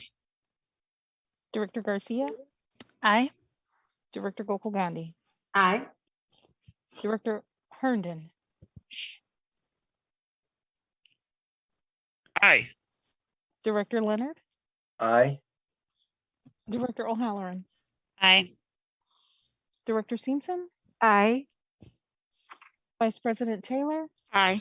And President Peterson. Aye. That's 9 ayes. The motion passes. Thank you. Madam Secretary, what's the next item of business? The next item of business is item 10, action on a request to waive administrative policy and procedure 7.34 to modify instructional minutes for high school. The recommendation is that the board waive administrative policy and procedure 7.34 as described in the background to this item to ensure that high school students meet the required number of instructional minutes for the 21-22 school year. Very good. Will the administration please present this item? Good evening, President Peterson and members of the board. This evening, we are asking that you waive administrative policy and procedure 7.34 to modify instructional minutes for high schools as outlined. Jennifer Mims Howell, as well as Dr. Mel, is here with me this evening, and we can provide more information regarding this item. Okay. Do any members of the public wish to comment, Madam Secretary? Mr. Chair, members of the board, we have no request for public testimony on this item. Okay, board members, do you wish to make comments or ask any questions? Yes, Director O'Halloran, go ahead. Thank you. I was just wondering for the staff at Pulaski who are going to be making up more than just those 10 minutes, is there going to be compensation for that extra work, or am I understanding this correctly? Administration. President Peterson, Director O'Halloran, members of the board, Jennifer Mims Howell, Chief Academic Officer. The minutes that are being made up are for the students. The staff were working those days for exams, so they were in the building. So this is more about students making up the instructional minutes. And so staff will not be compensated because there is no additional time they are working. Thank you. I thought there was additional work required. I appreciate that. Okay, any other comments? Seeing none, we could go to a motion if somebody would like to make one. Director O'Halloran. Thanks. I move that we waive administrative policy and procedure as described in this item to ensure our high school students meet their required number of instructional minutes. Do I have a second? Second. Director Garcia has seconded it. Is there any further discussion? Seeing no further discussion, Madam Secretary, would you please call the roll? On Director O'Halloran's motion, seconded by Director Garcia, to move approval of the administration's recommendation. Director Carr. Aye. Director Garcia. Aye. Director Gokul Gandhi. Aye. Director Herndon. Aye. Director Leonard. Aye. Director O'Halloran. Aye. Director Seamson. Aye. Vice President Taylor. Aye. And President Peterson. Aye. That's 9 ayes. The motion passes. Madam Secretary, next item, please. The next item would be item 11, which is the reports of the board's delegate. The first report is the report of the board's delegate to the Head Start Policy Council. Thank you so much. That report is before you. Happy to answer any questions that you may have now or later. Okay, what's the next report, Madam Secretary? The next report is that of the board's delegate to the Wisconsin Association of School Boards, WASB. Okay. The report is before you. If you have any questions, I guess now or later, feel free to reach out. But please read in depth of the report. I felt like it was a couple of things. I just wanted to make sure we all are on board. And next item, Madam Secretary. The next report is the monthly report of the president of the Milwaukee Board of School Directors. And that report is not before you. I had a very busy, unexpected week, and I'll make sure to get it to you soon, before the next month. Next item, Madam Secretary. Are there any items for new business to referral to committee?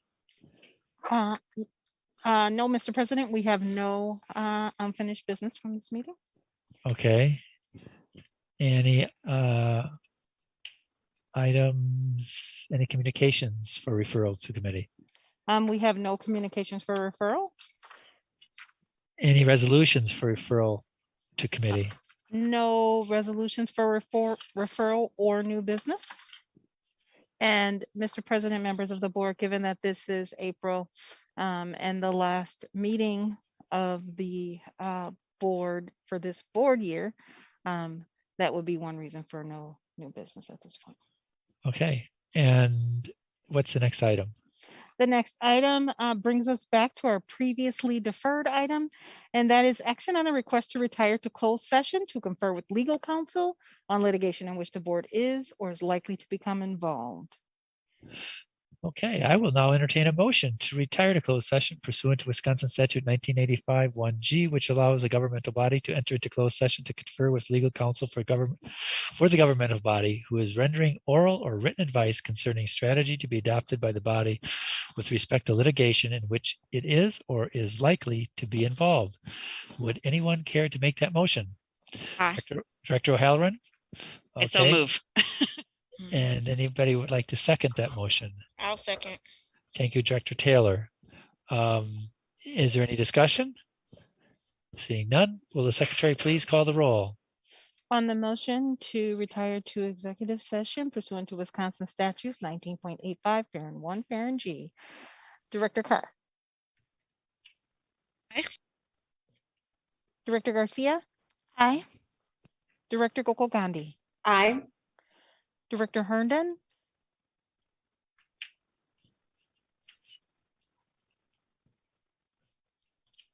Director Herndon. Aye. Director Leonard, Aye. Director O'Halloran, Aye. Director Simpson, Aye. Vice President Taylor, Aye. and President Peterson. Aye. That's 9 ayes. The motion passes. At this time, the board will retire to executive session for the purpose stated previously. The board will reconvene in open session to take action on matters considered in executive session, or the board will retire from executive session.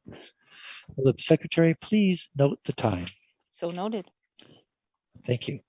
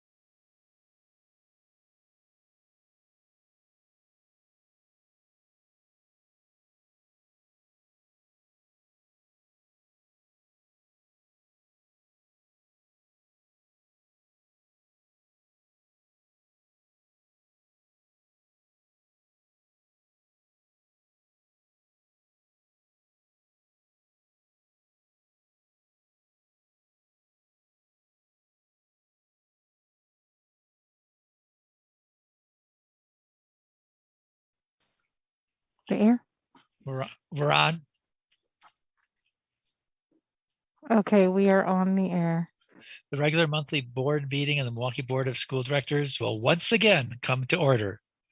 The board had retired to executive session pursuant to Wisconsin statute section 19.85, 1G. What is the pleasure of the board in regard to matters discussed in executive session? Director O'Halloran. Thank you. I move to terminate the lease agreement with HRA Inc. for the property located at 4834 North 35th Street with the terms and conditions as outlined in closed session, and authorize the office of the city attorney to execute the agreement. Thank you. Is there a second to that motion? Director Herndon. Second. Is there any discussion? Seeing no discussion, will the secretary please call the roll?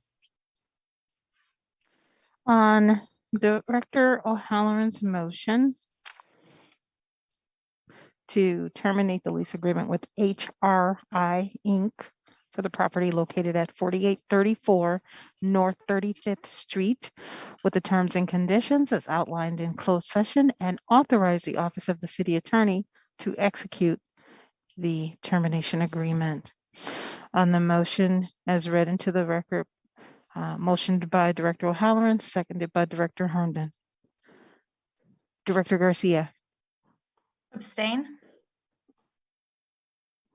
Director Gokul Gandhi. Abstain. Director Herndon. Aye.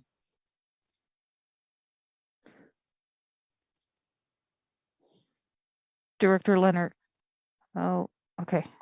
He's gone. Director Carr is also gone. Director O'Halloran. Aye. Director Simpson. Aye. Vice President Taylor. Aye. And President Peterson. Aye. That's, ooh.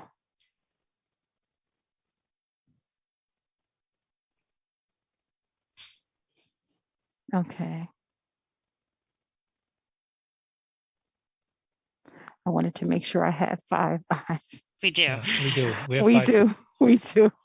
I just was counting because some board members are virtual and I want to make sure that I'm capturing their votes. So we have 5 ayes, 2 abstentions, and 2 temporarily absent. The motion passes.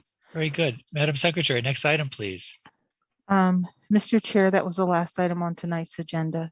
There being no further business before the board, this meeting is adjourned. Have a good evening. Have a Good night, everyone.